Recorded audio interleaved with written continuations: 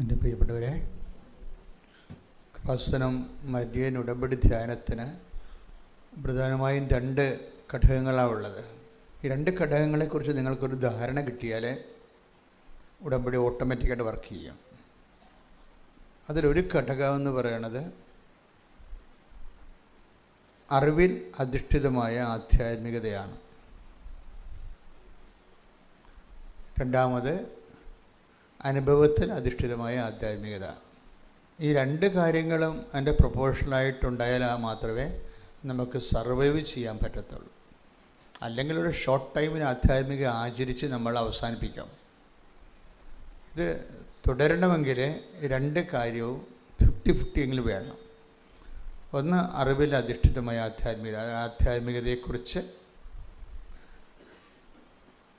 Marian ഉടമ്പടി ധ്യാനത്തിൽ പ്രവർത്തിക്കുന്ന സുവിശേഷത്തിൻ്റെ മെക്കാനിസത്തെക്കുറിച്ച് നമുക്ക് നല്ല അറിവുണ്ടാകണം. രണ്ടാമത്, ആ അറിവ് ആപ്ലിക്കേറ്റ് ചെയ്യാൻ നമുക്ക് കഴിയണം. കിട്ടിയിരിക്കുന്ന അറിവ്, എല്ലാ അറിവുകളും എന്തിനാണ്? പ്രയോഗിക്കാൻ വേണ്ടിയുള്ളതാണ്. പ്രയോഗിച്ച് ഫലവത്തല്ലാത്ത അറിവുകൾ പുസ്തകത്തിലെ പശു പോലെയാണ്, പുല്ല് തിന്നത്തില്ല. ഉടമ്പടിയെക്കുറിച്ചുള്ള എല്ലാ അറിവുകളും അത് പ്രയോഗിച്ചിട്ട് അതിൻ്റെ അനുഭവ തലങ്ങളിലേക്ക് പോയി സാക്ഷ്യത്തിലേക്ക് കടക്കാൻ വേണ്ടിയുള്ള ഒരു നടപടിക്രമമാണ്. അപ്പം അതുകൊണ്ടാണ് ഈ ഉടമ്പടി ധ്യാനം നിങ്ങളുടെ ഇടയ്ക്ക് മുറ തെറ്റാതെ ഇപ്പോൾ 510 ധ്യാനങ്ങളുണ്ട്. നിങ്ങളൊന്ന് പരിശോധിച്ചാൽ മനസ്സിലാകും. അതിൽ കണ്ടൻറ്റ് വൈസ് 50% എപ്പോഴും ഫ്രഷ് ആയിരിക്കും. നമുക്കൊരു 510 ധ്യാനങ്ങൾ, ഉടമ്പടി ധ്യാനങ്ങൾ യൂട്യൂബിലുണ്ട്. അതിൽ നിങ്ങൾ ശ്രദ്ധിച്ചാൽ മനസ്സിലാകും. അതിൻ്റെ 50%ഓളം 50% അറിവുകൾ ഒരിക്കലും റിപ്പീറ്റ് ചെയ്യുന്നില്ല, നേരത്തെ പറഞ്ഞതും ആയിരിക്കത്തില്ല, അത് പുതിയതായിരിക്കും.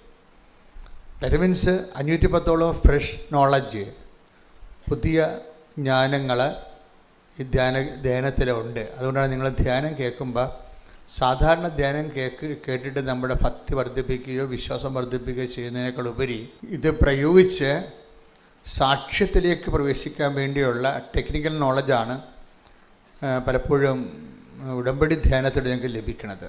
അപ്പോൾ ഇതിൻ്റെ അകത്ത് വരുന്ന ഒരു അവസാനം വരുന്ന വിഷയം എന്താണെന്ന് വെച്ച് കഴിഞ്ഞാൽ, നമ്മുടെ മനസ്സ് എപ്പോഴും ആഗ്രഹിക്കേണ്ടത് സാക്ഷ്യം വഹിക്കാൻ വേണ്ടിയുള്ള ഒരു സ്നേഹമുണ്ട്, സഹനം സ്വീകരിക്കാനുള്ള ഒരു സ്നേഹമുണ്ട്. ഉടമ്പടി ധ്യാനം എപ്പോഴും ടാർഗറ്റ് ചെയ്യുന്നത് ഈ ലവ് ലെവല് എങ്ങനെ ഒരാളിനെ, ഇപ്പോൾ 0 ലവ് ലെവലുള്ള ആൾക്കാരുണ്ട്, ദൈവമായിട്ട് 0 ലവ് ഫ്രഷ് അനുസരിച്ച് അങ്ങനെയാണ്. അവർ ദൈവത്തെക്കുറിച്ച് ഐഡിയ പോലും ഇല്ലാത്ത 0 ലവ് ലെവലുള്ള ആൾക്കാരുണ്ട്. അപ്പോൾ അവരെ സംബന്ധിച്ചിടത്തോളം അവർക്ക് വേണ്ടത് അറിവിനേക്കാളുപരി അനുഭവങ്ങളാണ് വേണ്ടത്. അതുകൊണ്ടാണ് നോൺ ക്രിസ്ത്യൻസിന് പെട്ടെന്ന് അനുഭവങ്ങൾ കിട്ടുന്നതിൻ്റെ കാരണം അതാണ്. അവർ അറിവിൻ്റെ കാര്യത്തിൽ അവർക്ക് 0 ലവ് ലെവലാണ്. 0 ലവ് അറിവിൻ്റെ കാര്യത്തിൽ അറിവ് അത്ര കണ്ട് വലിയ വിശ്വാസത്തെക്കുറിച്ചുള്ള, അവർക്ക് ലോകത്തിലുള്ള എല്ലാ കാര്യങ്ങളും അറിയാമെങ്കിലും വിശ്വാസത്തെക്കുറിച്ചുള്ള അറിവ് കുറവായിരിക്കും. പിന്നെ അവരെ ലിഫ്റ്റ് ചെയ്യാനുള്ള മാർഗം, ദൈവത്തിന് അവരെ രക്ഷയിലേക്ക് നയിക്കാനുള്ള മാർഗം എന്താ? അവർക്ക് നല്ല അനുഭവങ്ങൾ കൊടുക്കുക എന്നുള്ളതാണ്. അതുകൊണ്ടാണ് അവർക്ക് പെട്ടെന്ന് അനുഭവങ്ങൾ കിട്ടും. ഇപ്പോൾ ക്രിസ്ത്യൻസ് ആയിട്ടുള്ള ഒരു അനുഭവങ്ങൾ കിട്ടുന്നതിനേക്കാൾ ഉപരി നിങ്ങളുടെ പാഠം വ്യത്യാസമുണ്ട്. നിങ്ങൾ അനുഭവങ്ങൾക്ക് വേണ്ടിയല്ല കെട്ടിത്തൂങ്ങി മരിക്കേണ്ടത്. എന്ത് ചെയ്യണം? അറിവ് തരാൻ പറയണം. രണ്ടുപേർക്കും 2 ഒരേ സ്ഥലത്താണെങ്കിലും ഒരു സിംഗിൾ റൂഫിലാണെങ്കിലും 2 ആവശ്യങ്ങളാണ്. ഫ്രഷ് ഹാൻഡ്സ് ആയിട്ടുള്ള ആൾക്കാർ ചോദിക്കേണ്ടത് അനുഭവങ്ങളാണ് ചോദിക്കേണ്ടത്. അപ്പോൾ നിങ്ങൾക്ക് അനുഭവം കിട്ടും. മറ്റുള്ളവർ ഉടനെ കയറി അനുഭവങ്ങൾ ചോദിക്കരുത്. ക്രിസ്ത്യൻസ് ഉടനെ കയറി അനുഭവങ്ങൾ ചോദിക്കരുത്. അപ്പോൾ ദൈവത്തിന് നിങ്ങളെ വിശ്വാസമില്ലാതെ വരും. അതാണ് വിഷയം. അതിൻ്റെ വരുന്ന പ്രശ്നം, ക്രിസ്ത്യൻസ് ഉടനെ കയറി അനുഭവങ്ങൾ ചോദിച്ചാൽ എന്താണ് അതിൻ്റെ നിങ്ങളെക്കുറിച്ചുള്ള ഇമ്പ്രഷൻ? എന്താണ്? ദൈവത്തിന് നിങ്ങളെ വിശ്വാസമില്ലാതെ വരും. പണ്ട് പീലിപ്പോസിനോട് ചോദിച്ചില്ലേ, പീലിപ്പോസേ, ഇത്രകാലം ഞാൻ നിങ്ങളുടെ കൂടെ ആയിരുന്നിട്ടും നിനക്കെന്നെ മനസ്സ്, അങ്ങനെ ചോദിക്കുന്ന ആളാണ് ഈശോ. അത് ഈ ഇവിടുത്തെ കാത്തലിക്സിനോടും ക്രിസ്ത്യൻസിനോടും ഈശോ ചോദിക്കുന്നുണ്ട്. നിങ്ങളൊരു ഒരു അനുഭവത്തിന് വേണ്ടി കെട്ടിച്ചാടുമ്പോൾ കർത്താവ് ഈ പാസേജ് ചോദിക്കും നിങ്ങളേക്ക്. ഒന്ന് take the word of God. ശ്രുതിയുടെ ഹല്ലേലൂയ ഹല്ലേലൂയ ഹല്ലേലൂയ ഹല്ലേലൂയ യേശുവേ ഹല്ലേലൂയ ഹല്ലേലൂയ ഹല്ലേലൂയ ഹല്ലേലൂയ ഹല്ലേലൂയ യേശുവേ ആരാധന ആരാധന ആരാധന ഹല്ലേലൂയ ഹല്ലേലൂയ സ്നേഹരാജാവേ ഇന്നും എന്നുള്ളിൽ വാ സ്നേഹത്തിൻ പൂനിലാവേ ഇന്നുള്ളിൽ സൂപ്പർ പാട്ടാണ്, നന്നായിട്ട് പാടുക എല്ലാവരും. സ്നേഹരാജാവേ എന്നുള്ളിൽ വാ സ്നേഹത്തിൻ പൂനിലാവേ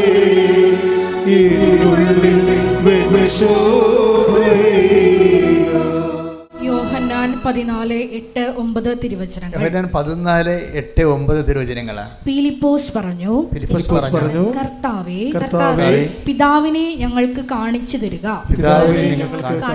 ഞങ്ങൾക്ക് അത് മതി. യേശു പറഞ്ഞു, ഇക്കാലമത്രയും ഞാൻ നിങ്ങളോട് കൂടെ ആയിരുന്നിട്ടും ഫിലിപ്പോസേ, നീ എന്നെ അറിയുന്നില്ലേ? എന്നെ കാണുന്നവൻ പിതാവിനെ കാണുന്നു. പിന്നെ അതായത് ആ ചോദ്യത്തിൻ്റെ എല്ലാ വിഷയവും അടങ്ങിയിട്ടുണ്ട്. ഇത്രയും കാലം ഞാൻ നിങ്ങളോട് ആയിരുന്നിട്ടും നിങ്ങൾക്ക് എന്നെ മനസ്സിലായില്ലേ? അപ്പോൾ ഒരു അനുഭവത്തിന് വേണ്ടി വർഷങ്ങൾ ദൈവത്തിൻ്റെ ഈ വിശ്വാസം ജീവിച്ചിട്ടും ഒരു അനുഭവം കിട്ടാത്തതിൻ്റെ ഇപ്പോഴുള്ള വിഷയത്തിന് ഒരു പരിഹാരം കാണാത്തതിൻ്റെ പേരിൽ നീ പ്രാർത്ഥന കുറക്കുകയോ ആധ്യാത്മിക കാര്യങ്ങൾക്ക് ശൈത്യം ഉണ്ടാക്കുകയോ ചെയ്തു കഴിഞ്ഞാൽ നിൻ്റെ അസസ്മെൻറ്റ് നെഗറ്റീവിലേക്ക് പോകും. അതെപ്പോഴും ഓർക്കണം. ഞാൻ എപ്പോഴും പറയുന്നത് spirituality is A intelligent business. എന്നുവെച്ചാൽ ഞാൻ എൻ്റെ വിനിമയം, ബിസിനസ് വെച്ചാൽ മോശം കച്ചവടം എന്ന അർത്ഥത്തിലല്ല, വിനിമയം, കമ്മ്യൂണിക്കേഷൻ. ആധ്യാത്മികത എന്ന് പറയുന്നത് ഒരു ബുദ്ധിപരമായ ഇൻവെസ്റ്റ്മെൻറ്റാണ്.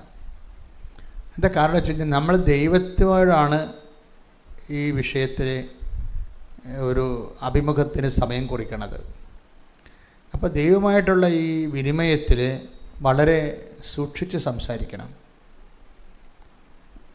ഇവിടെ നയതന്ത്രത്തിനൊന്നും ബലമില്ല. കാര്യം നയതന്ത്രം എന്ത് പറഞ്ഞാലും ആ നയതന്ത്രം ഉദ്ദേശിക്കുന്നത് എന്താണെന്നുള്ളത് ദൈവത്തിന് പിടികിട്ടും. ചില ആൾക്കാർ മൗനമായിരിക്കും. അപ്പോഴും നിങ്ങളുടെ മനസ്സ് അവർക്കെതിരാണെന്ന് ദൈവത്തിന് അറിയാൻ പറ്റും. ഇപ്പോൾ ഡിപ്ലോമാറ്റിക് സൈലൻസ് കീപ്പ് ചെയ്യത്തില്ലേ? നമ്മൾ പറഞ്ഞത് വേണ്ട, അപ്പം പിന്നെ ഞാൻ പറഞ്ഞതേ ഉണ്ടാകത്തുള്ളൂ എന്ന് പറഞ്ഞുകൊണ്ട് പറയാതിരിക്കും. അത് മനുഷ്യന്മാരോട് നമുക്ക് അങ്ങനെ ചെയ്യും. ഡിപ്ലോമാറ്റിക് സൈലൻസ് മനുഷ്യനോട് കീപ്പ് ചെയ്യാൻ പറ്റും. നമ്മൾ പറഞ്ഞത് വേണ്ട, ഞാൻ പറഞ്ഞാൽ പിന്നെ ഞാൻ പറഞ്ഞതേ ഉണ്ടാകത്തുള്ള അവസാനം എന്ന് പറയും. അങ്ങനെ ഒരു ഡിപ്ലോമാറ്റിക് സൈലൻസ് ഒന്നും ദൈവത്തിൻ്റെ സന്നിധിയിൽ പറ്റത്തില്ല. ഫേക്ക് ഉടനെ ഫേക്ക് നടിച്ചു വരും. The person is completely fake. ഇയാളുമായിട്ടൊരു കമ്മ്യൂണിക്കേഷന് ഇനി മേൽഗതിയില്ല എന്ന് പറയും. അത് ദൈവമായിട്ട് വളരെ സൂക്ഷിച്ച് സംസാരിക്കണം എല്ലാ വിഷയങ്ങളും. അല്ല ഒന്ന് വിചാരിച്ച് വേറെ ഒന്നും പറയാൻ പറ്റത്തില്ല. മനുഷ്യന്മാർക്ക് അങ്ങനെ ചെയ്യാൻ പറ്റും അല്ലേ? നമ്മളൊന്ന് വിചാരിച്ചിട്ട് വേറെ ഒന്നും പറയാൻ പറ്റും. അപ്പോൾ നമ്മുടെ മനസ്സിലിപ്പോൾ എന്താണെന്ന് അവർക്ക് മനസ്സിലാവത്തില്ല. പക്ഷേ ദൈവത്തിൻ്റെ അടുത്ത് അങ്ങനെ പറയാൻ പറ്റത്തില്ല. നമ്മൾ എന്താണ് ഉപയോഗിക്കുന്നത് അതാണ് പറയുന്നത്. ഒരു ചിന്ത നിൻ്റെ ഉള്ളിൽ വരുന്നുമ്പോൾ തന്നെ ഞാനത് അറിയുന്നു എന്നാണ്. അപ്പോൾ കാരണം ഈ ചിന്ത ദൈവം കണ്ടതിന് ശേഷമാണ് നമ്മൾ കാണുന്നത്. അതാണ് പ്രശ്നം. അത് വലിയ അപകടകരമായൊരവസ്ഥയാണ്. പ്രാർത്ഥിക്കുന്നവർ ഭയങ്കര ശ്രദ്ധിക്കേണ്ടതാണ്. Take the word of God. ഒരു ചിന്ത നിൻ്റെ മുമ്പിൽ ശ്രുതികട ഹല്ലേലൂയ ഹല്ലേലൂയ ഹല്ലേലൂയ യേശുവേ നന്ദി ഹല്ലേലൂയ ഹല്ലേലൂയ ഹല്ലേലൂയ ഹല്ലേലൂയ ഹല്ലേലൂയ യേശുവേ മഹത്വം ആരാധന ആരാധന ആരാധന. 139 സങ്കീർത്തനം 4 തിരുവചനം. ഒരു വാക്ക് എന്റെ നാവിലെത്തുന്നതിന് മുമ്പ് തന്നെ കർത്താവേ അത് അവിടുന്ന് അറിയുന്നു. ഇതാണ് ഈ പ്രാർത്ഥനയുടെ അവസ്ഥ എന്ന് പറയുന്നത്. ഇവിടെ ഒന്നും ഒളിച്ചു വെക്കാനൊന്നും പറ്റത്തില്ല. ഒന്ന് മനസ്സിൽ വിചാരിച്ചിട്ട് വേറെ ഒന്നും പറയാൻ പറ്റത്തില്ല. നിങ്ങൾ എന്താ മനസ്സിൽ വിചാരിച്ചതെന്ന് ആദ്യം ദൈവത്തെ നമ്മൾ അടിച്ചു വരും. ഈ സാധനം നിങ്ങൾ പറയണത് അടിച്ച് മനസ്സിൽ ഇരിക്കണത് തമ്മിൽ രണ്ടാണെങ്കിൽ നിങ്ങളെ ഫേക്ക് എന്ന് പറയും, കാപട്യം എന്ന് പറയും. അതെപ്പോഴും നമ്മൾ വളരെ ശ്രദ്ധിക്കണം. കാര്യം പക്ഷെ ഒരു കാര്യമുണ്ട്, എല്ലാവരും പിടിക്കപ്പെടുന്ന കാര്യം കാപട്യം ഉള്ളവർക്ക് ഇങ്ങനെ പറ്റത്തുള്ളൂ. അതാണ് പ്രശ്നം. ബേസിക്കായിട്ട് കാപട്യമുള്ള ആൾക്കാരുണ്ടാവില്ല. എല്ലാ കാര്യവും മതിൽ ഗേറ്റ് തുറന്നു കിടന്നാലും അതിൽ ചാടി വരുന്ന ആൾക്കാരില്ലേ, അവരങ്ങനെയാണ് പഠിച്ചിരിക്കണത്. ഇങ്ങനെ തുടരണമെങ്കിൽ ഇങ്ങനെയൊക്കെ വരത്തുള്ളൂ. ഒരു കാര്യം നേരെ ചൊവ്വേ പറയണത്, എൻ്റെ സ്വഭാവം നേരെ ചൊവ്വേ പറയും, ഇഷ്ടപ്പെട്ടാലും ഇഷ്ടപ്പെട്ടില്ലെങ്കിലും നേരെ ചൊവ്വേ പറയും. ചില ആൾക്കാർ പറഞ്ഞില്ലെന്ന് വരുത്തും, പറഞ്ഞെന്നും വരുത്തും, കറങ്ങി തിരിഞ്ഞ് ഒടിഞ്ഞ് മടങ്ങിയൊക്കെ വരുമ്പോൾ തന്നെ നമുക്ക് പണിപിടി കിട്ടും. അപ്പോൾ ഇപ്പോഴും ശ്രദ്ധിക്കേണ്ടത് ദൈവമായിട്ടുള്ള, അതായത് ഡീൽ ഓർ നോട്ട് ഡീൽ പോലെയാണ്. അതാണ് വിഷയം. നമുക്ക് രണ്ട് ഒരു അംബിഗസ് ഉത്തരങ്ങളില്ല. അതുകൊണ്ട് തന്നെ എല്ലാ ഡീലിങ്സും സത്യസന്ധമാകാൻ വേണ്ടി നോക്കണം. പ്രാർത്ഥിക്കുക. കർത്താവായ ദൈവമേ, അങ്ങയോടുള്ള എല്ലാ വിനിമയങ്ങളും സത്യസന്ധമാകാനും ആ സത്യം എനിക്ക് കേടായി ഭവിച്ചാലും അങ്ങയുടെ സ്നേഹത്തെ വിശ്വസിച്ചുകൊണ്ട് സത്യത്തിൽ തന്നെ സാക്ഷിയായി ജീവിക്കുവാൻ എന്നെ സഹായിക്കണം.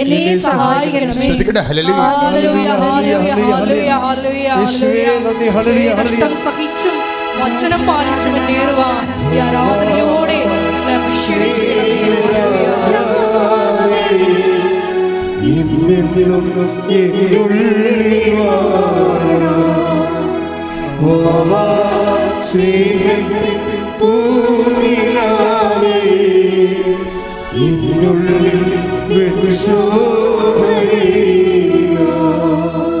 പരിശുദ്ധ പരമദിവ്യകാരുണ്യത്തിന് ആരാധനയും സ്തുതിയും പുകഴ്ചയും ഉണ്ടായിരിക്കട്ടെ. പരിശുദ്ധ പരമദിവ്യകാരുണ്യത്തിന് ആരാധനയും സ്തുതിയും പുകഴ്ചയും ഉണ്ടായിരിക്കട്ടെ. അപ്പോൾ ഞാൻ നിങ്ങളോട് നേരത്തെ പറഞ്ഞത് ഇങ്ങനെയാണ്, ക്രിസ്ത്യൻസ് ആൻഡ് നോൺ ക്രിസ്ത്യൻസിന് ശരിക്കും പെട്ടെന്ന് അനുഭവജ്ഞാനങ്ങൾ കിട്ടാനുള്ള സാധ്യത കൂടുതലാണ്. ക്രിസ്ത്യൻസിനെ സംബന്ധിച്ചിടത്തോളം ഈ അനുഭവജ്ഞാനങ്ങൾ നേരത്തെ പലതും കിട്ടിയിരിക്കുന്ന കാരണം നിങ്ങളോട് അറിവ് വർദ്ധിക്കാൻ ദൈവം പറയും. അതുകൊണ്ട് നിങ്ങൾ ധ്യാനം മര്യാദയ്ക്ക് കൂടി ഈ വിഷയത്തിൽ നല്ല ബോധ്യങ്ങൾ കിട്ടണം. കാര്യം നമ്മളെ സംബന്ധിച്ചുള്ളത് ദൈവം നോക്കണ കാര്യവും നമ്മൾ നോക്കുന്ന കാര്യവും രണ്ട് എൻഡാണ് ആ പ്രശ്നം. ദൈവം നോക്കുന്ന ഇടങ്ങളും നമ്മൾ നോക്കുന്ന ഇടങ്ങളും രണ്ടായി പോകരുത്. അതെന്നാണ് ഒന്നായി വരുന്നത് അന്ന് ഉടമ്പടി ഫയറാകും. ദൈവം പ്രാധാന്യം കൊടുക്കുന്ന ഇടങ്ങളും നമ്മൾ പ്രാധാന്യം കൊടുക്കുന്ന ഇടങ്ങളും രണ്ടായി പോകരുത്. കാര്യം ഒരു വിഷയത്തിന് രണ്ട് ലക്ഷ്യങ്ങൾ പറ്റത്തില്ല. അപ്പോൾ നമ്മളെന്ത് ചെയ്യും? ദൈവത്തെ ലക്ഷ്യം ഒരിക്കലും മാറ്റത്തില്ല. പിന്നെ നമ്മളെന്ത് ചെയ്യണം? നമ്മുടെ ലക്ഷ്യങ്ങൾ മാറ്റേണ്ടി വരും. അതായത് എപ്പോഴും ഉടമ്പടി ഫയറാകുന്നതിനുള്ള ഒരു മാർഗം എന്ന് പറയുന്നത്, ഒരു വിഷയത്തിൽ ദൈവത്തിൻ്റെ ലക്ഷ്യവും നമ്മുടെ ലക്ഷ്യവും രണ്ടാകരുത്. ദൈവത്തിൻ്റെ ലക്ഷ്യവും നമ്മുടെ ലക്ഷ്യവും നമ്മൾ ഈ പ്രക്രിയയിലൂടെ പതുക്കെ ഒന്നായി കൊണ്ടുവരാനുള്ള ഈ മൽപ്പിടുത്തവും ബലംപിടുത്തമൊക്കെ നടത്തേണ്ടത് ദൈവമല്ല. എന്താ കാര്യം? ദൈവത്തിൻ്റെ ലക്ഷ്യം ഒരിക്കലും മാറ്റത്തില്ല ദൈവം.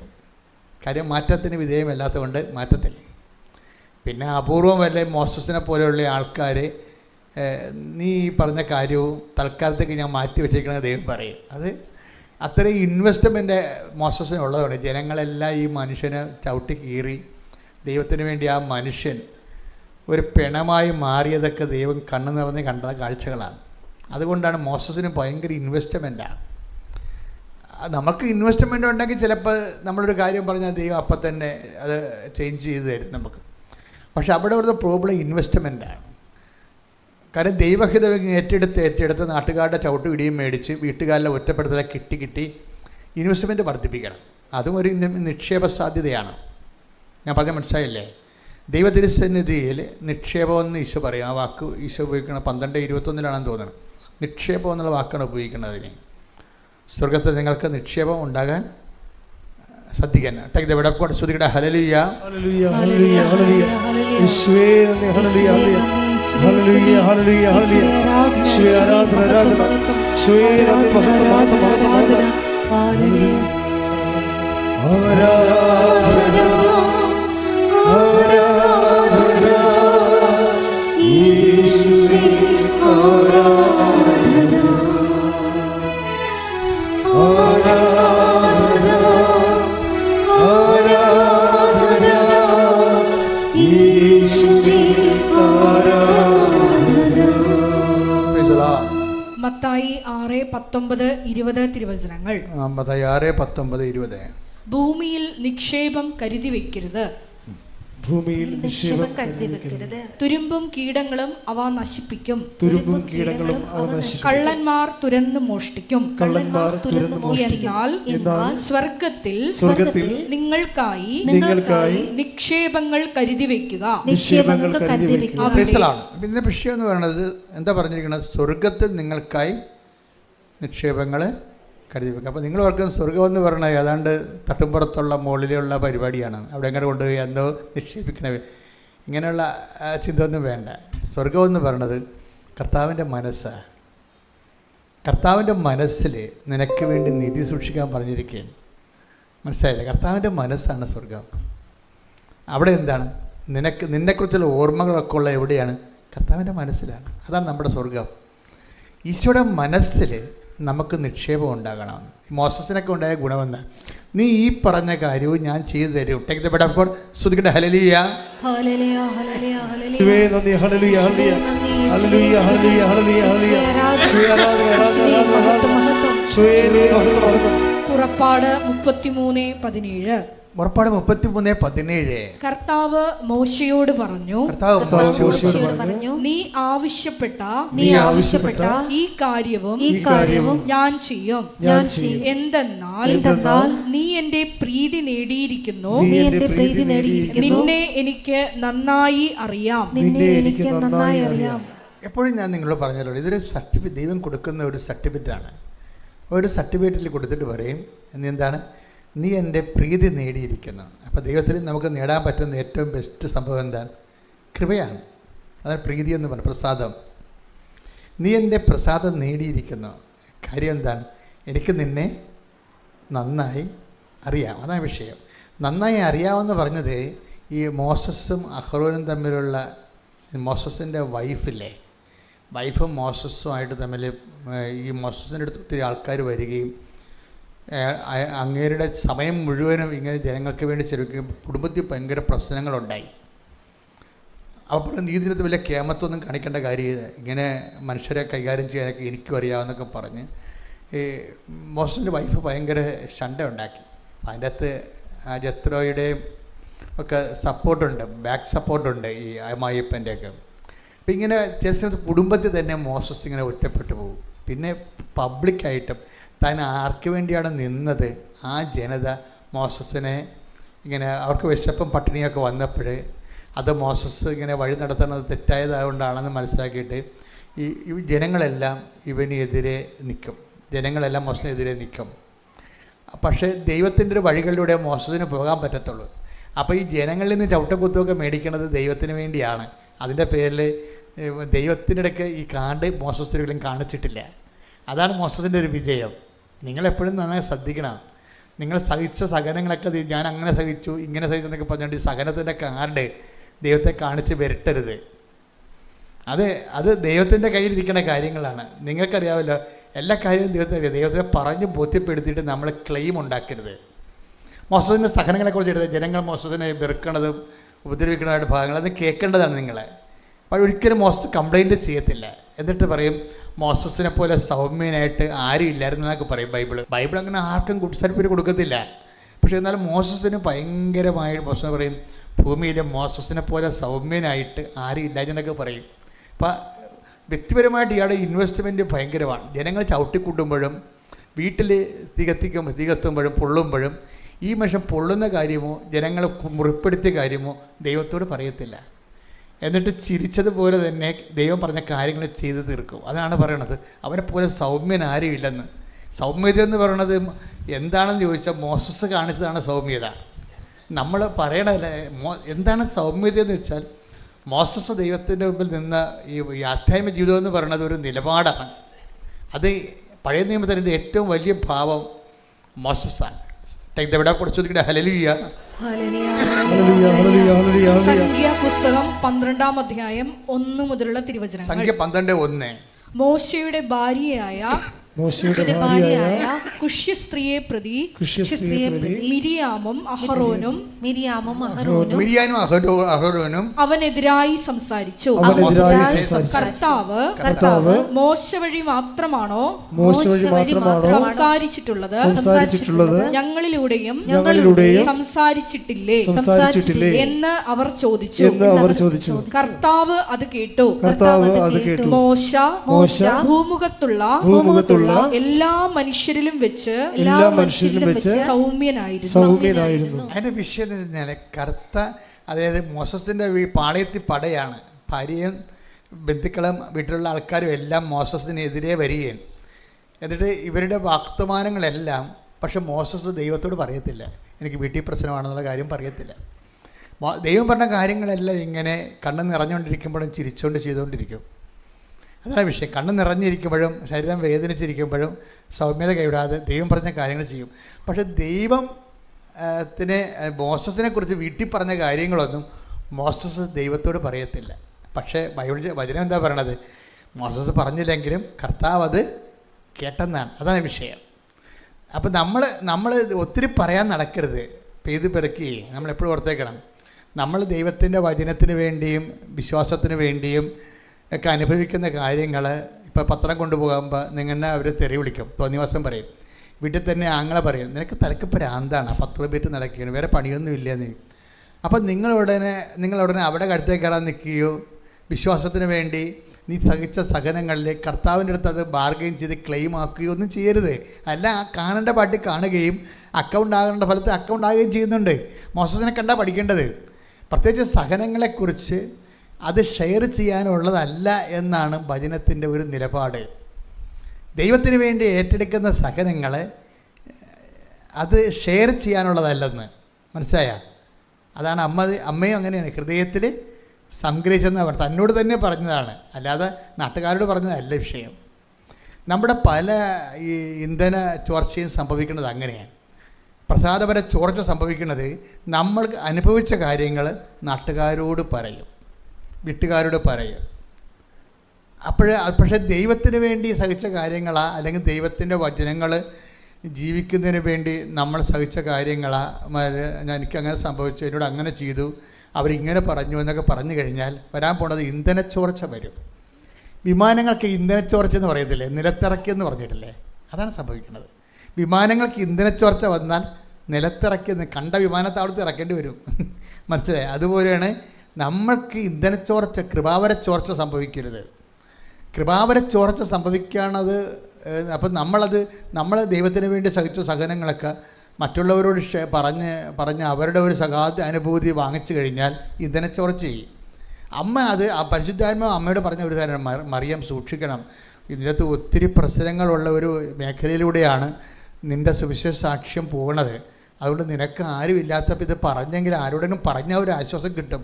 അങ്ങനെയുള്ളപ്പോൾ നീ അപ്പായോടല്ലാതെ വേറെ ആരോടും പറയരുത്. കാര്യം അപ്പായാണ് ഹൃദയത്തിലുള്ളത്. അതുകൊണ്ടാണ് ഹൃദയത്തിൽ സംഗ്രഹിച്ചെന്ന് പറയണത്. അപ്പായോട് പറഞ്ഞെന്നാണ് ഈ പറയണത്. മറിയം ആ സങ്കടങ്ങളെ ദൈവത്തോട് പറഞ്ഞു, അതിനാണ് ഹൃദയത്തിൽ സംഗ്രഹിച്ചെന്ന് പറയണത്. നാട്ടുകാരോട് പറഞ്ഞു കഴിഞ്ഞാൽ അവരുടെ സഹാനുഭൂതി നിനക്ക് കിട്ടത്തില്ലേ? അതാ അപ്പം പ്രസാദപരം ചോർന്നു പോകും. അതാ ഇന്ധനം ചോർച്ചെന്ന് പറയണത്. അപ്പോൾ കണ്ട സ്ഥലത്ത് ഇറക്കേണ്ടി വരും, യാത്ര മുന്നോട്ട് പോകത്തില്ല.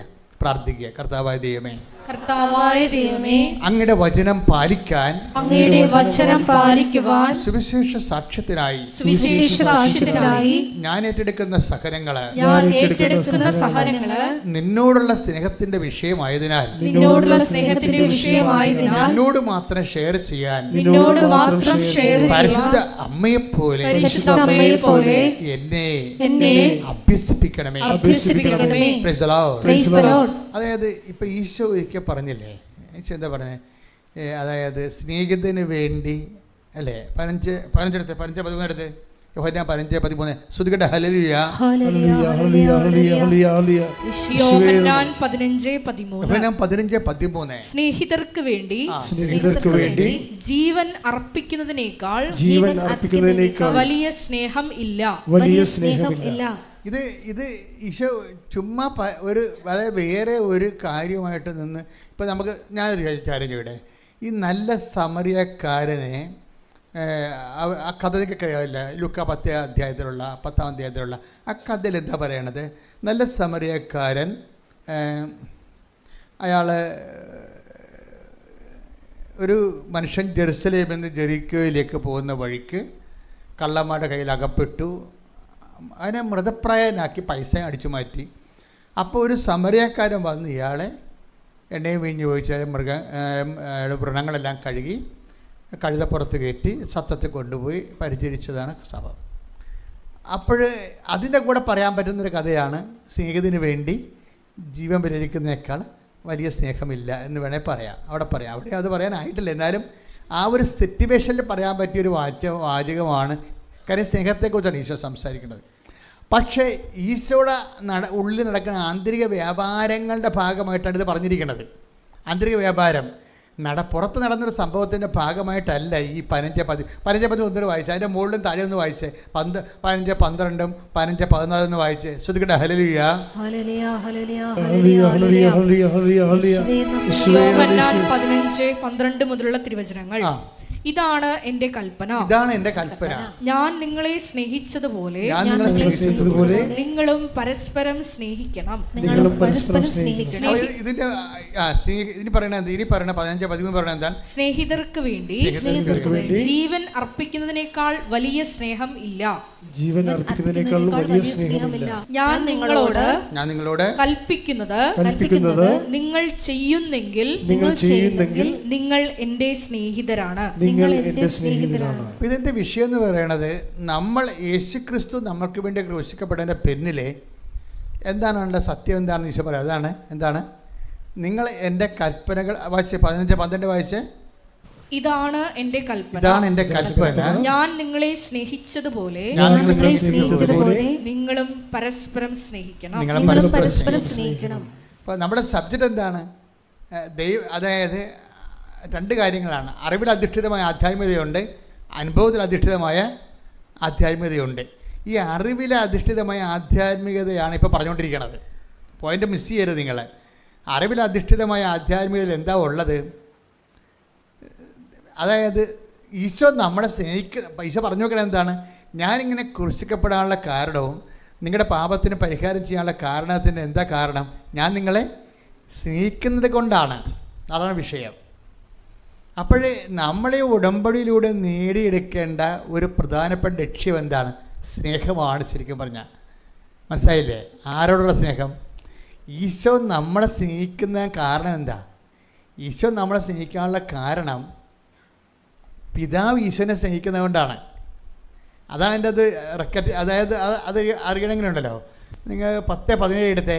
അതായത് യോഹന്നാന്റെ 10-17. തിരിച്ചെടുക്കുന്നതിന് വേണ്ടി ഞാൻ ജീവൻ അർപ്പിക്കുന്നതിനാൽ പിതാവ് എന്നെ സ്നേഹിക്കുന്നു. പിതാവ് എന്നെ സ്നേഹിക്കുന്നു എന്നുള്ളതാണ് ഈശോ അനുഭവിച്ച ഒരു അനുഭവം.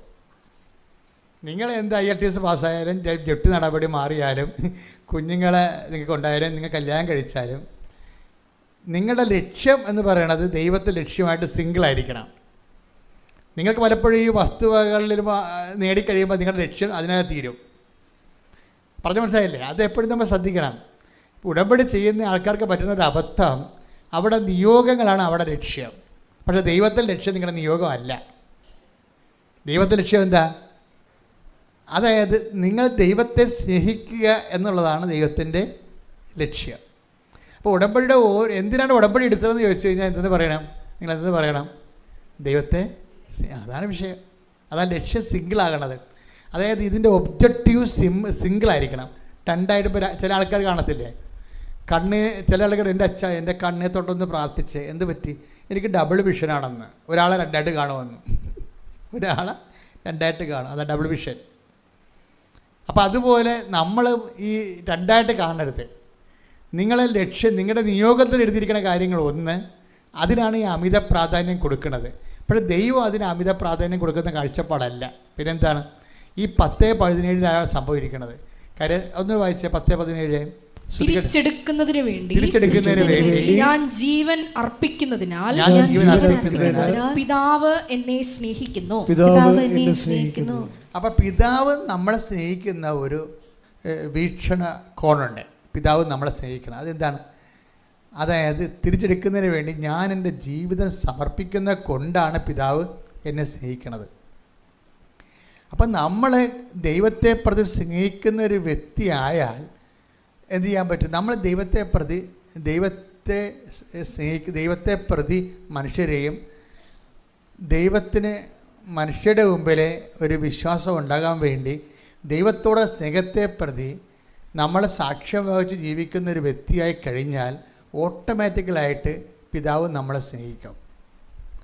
അപ്പോൾ നമ്മളെപ്പോഴും നമ്മുടെ നിയോഗങ്ങൾ ഓക്കെയാണ്. പക്ഷേ നിയോഗങ്ങൾ നിങ്ങൾ ഉടമ്പടി വെക്കുമ്പോഴും ഈ നിയോഗങ്ങൾ ശരിക്കും അതായത് പുള്ളിങ് ഇല്ല. ശരിക്കും പറഞ്ഞാൽ അതായത് വണ്ടി വലിക്കണില്ല എന്ന് പറയത്തില്ലേ? ഇപ്പം ചില വണ്ടിയൊക്കെ ആയിരിക്കുമ്പോൾ പറയല്ല. ഞാൻ വണ്ടി മാറി കയറുമ്പോൾ ഞാൻ പറയും ഈ വണ്ടി വലിക്കണില്ലല്ലോ എന്ന് പറയും. അതിന് പുള്ളിങ് ഇല്ലെന്ന് പറയും. എഞ്ചിൻ ഈ സാധനം വലിക്കണില്ല. ഭയങ്കര നമ്മൾ ഏതാണ്ട് ഇങ്ങനെ ലാഗ് ചെയ്യണ പോലെ തോന്നും. ഉടമ്പടി ലാഗിങ് വരുന്നുണ്ട്. ചില ആൾക്കാർക്ക് എങ്കിലും ഉടമ്പടി വല്ലാതെ രീതിയിൽ താമസിക്കുന്നുണ്ട്. അതിൻ്റെ കാരണം നിയോഗങ്ങൾക്ക് അമിത പ്രാധാന്യം കൊടുത്തിട്ട് അങ്ങനെ സംഭവിക്കുന്നത്. ഇപ്പം എന്താ സംഭവിക്കുന്നത് വെച്ച് കഴിഞ്ഞാൽ ആ 10-17 ഇതിൻ്റെ ഒരു ഫോർമുല കിടക്കുന്നത്. എന്താണ്? പിതാവ് തിരിച്ചെടുക്കുന്നതിന് വേണ്ടി ഞാൻ എൻ്റെ ജീവൻ സമർപ്പിക്കുന്നത് കൊണ്ട് പിതാവ് എന്നെ സ്നേഹിക്കുന്നു എന്ന് പറഞ്ഞ് തിരിച്ചെടുക്കുന്നതിന് വേണ്ടി ഞാൻ എൻ്റെ ജീവൻ സമർപ്പിക്കുന്നത്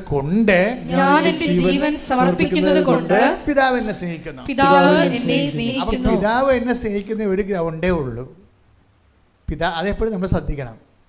പിതാവ് നമ്മളെ സ്നേഹിക്കാൻ, ദൈവം നമ്മളെ സ്നേഹിക്കാൻ ബൈബിളിൽ ഒരു സിംഗിൾ ഗ്രൗണ്ടേ ഉള്ളൂ. ക്രിസ്തുവിന് പോലും അതേ ഉണ്ടായിരുന്നുള്ളൂ. എന്താണ്? തിരിച്ചെടുക്കുന്നതിന് വേണ്ടി ഞാൻ എൻ്റെ ജീവിതം സമർപ്പിക്കുന്നത് കൊണ്ട് പിതാവ് എന്നെ സ്നേഹിക്കുന്നു. കർത്താവിന് വേണ്ടിയും വചനത്തിന് വേണ്ടി സാക്ഷ്യം വഹിക്കാൻ കഷ്ടപ്പെട്ടും തെരുകേട്ടും തന്തക്കുവിളി കേട്ടും കർത്താവിന് വേണ്ടി ജീവിക്കാൻ തീരുമാനിച്ചാൽ മാത്രമേ ഈ ഇങ്ങോട്ടുള്ള പിടുത്തം വരത്തുള്ളൂ. അതെപ്പോഴും നമ്മൾ ശ്രദ്ധിക്കണം. അതാണ് ഇതിൻ്റെ അകത്തുള്ള ഒരു അതായത് നിഗൂഢമായ പോയിൻ്റ്. അല്ലെങ്കിൽ നിങ്ങളുടെ ഈ ജർമ്മനി പോകണം പറഞ്ഞ് മാത്രം ഇരുന്നാൽ ഈ സാധനം വളരെ സ്ലോ ആയിരിക്കും, പുള്ളി കിട്ടത്തില്ല. മറിച്ച് സുവിശേഷത്തിന് വേണ്ടി സാക്ഷ്യം വഹിക്കണം എന്ന് പറഞ്ഞിരുന്നാൽ ഈ സാധനം മൂവാകും. നമ്മുടെ ഈ സമീപനത്തിന് വരുന്ന പ്രശ്നമാണ്. ഉടമ്പടി പക്കയാണ്, പക്ഷേ അത് കയറി ആവശ്യമില്ലാത്തൊരു കയറി ഉടമ്പടി എടുത്തിട്ടുണ്ട്. അതാണ് കുഴപ്പം. ആവശ്യമില്ലാത്തവരെന്ന് പറഞ്ഞാൽ എന്താണ്? വയറ്റിപ്പഴുപ്പ് മാത്രം ലക്ഷ്യമാക്കിക്കൊണ്ട് ഉടമ്പടി എടുത്തിട്ടുണ്ട്. അവർക്ക് ദൈവത്തിൻ്റെ വഴികളെക്കുറിച്ചും ദൈവത്തെക്കുറിച്ചും ഒക്കെ ഉള്ളതെല്ലാം അറിയേണ്ടത്. അവർക്ക് എങ്ങനെയെങ്കിലും കാര്യം സാധിച്ചാൽ മതി എന്നുള്ള ചിന്ത വന്നാൽ ഉടമ്പടി സ്ലോ ചെയ്യാൻ സാധ്യതയുണ്ട്. പ്രാർത്ഥിക്കുക. കർത്താവായ ദൈവമേ, എന്റെ നിയോഗങ്ങളെക്കാൾ അങ്ങയ്ക്ക് വേണ്ടി ഞാൻ ജീവിക്കുന്നത് സാക്ഷ്യം വഹിക്കുന്നത് നിയോഗമാക്കിക്കൊണ്ട് ഉടമ്പടിയെ ലക്ഷ്യങ്ങളെ ത്വരിതപ്പെടുത്തുവാൻ എന്നെ പഠിപ്പിക്കണമേ. ശ്രദ്ധിക്കട്ടെ.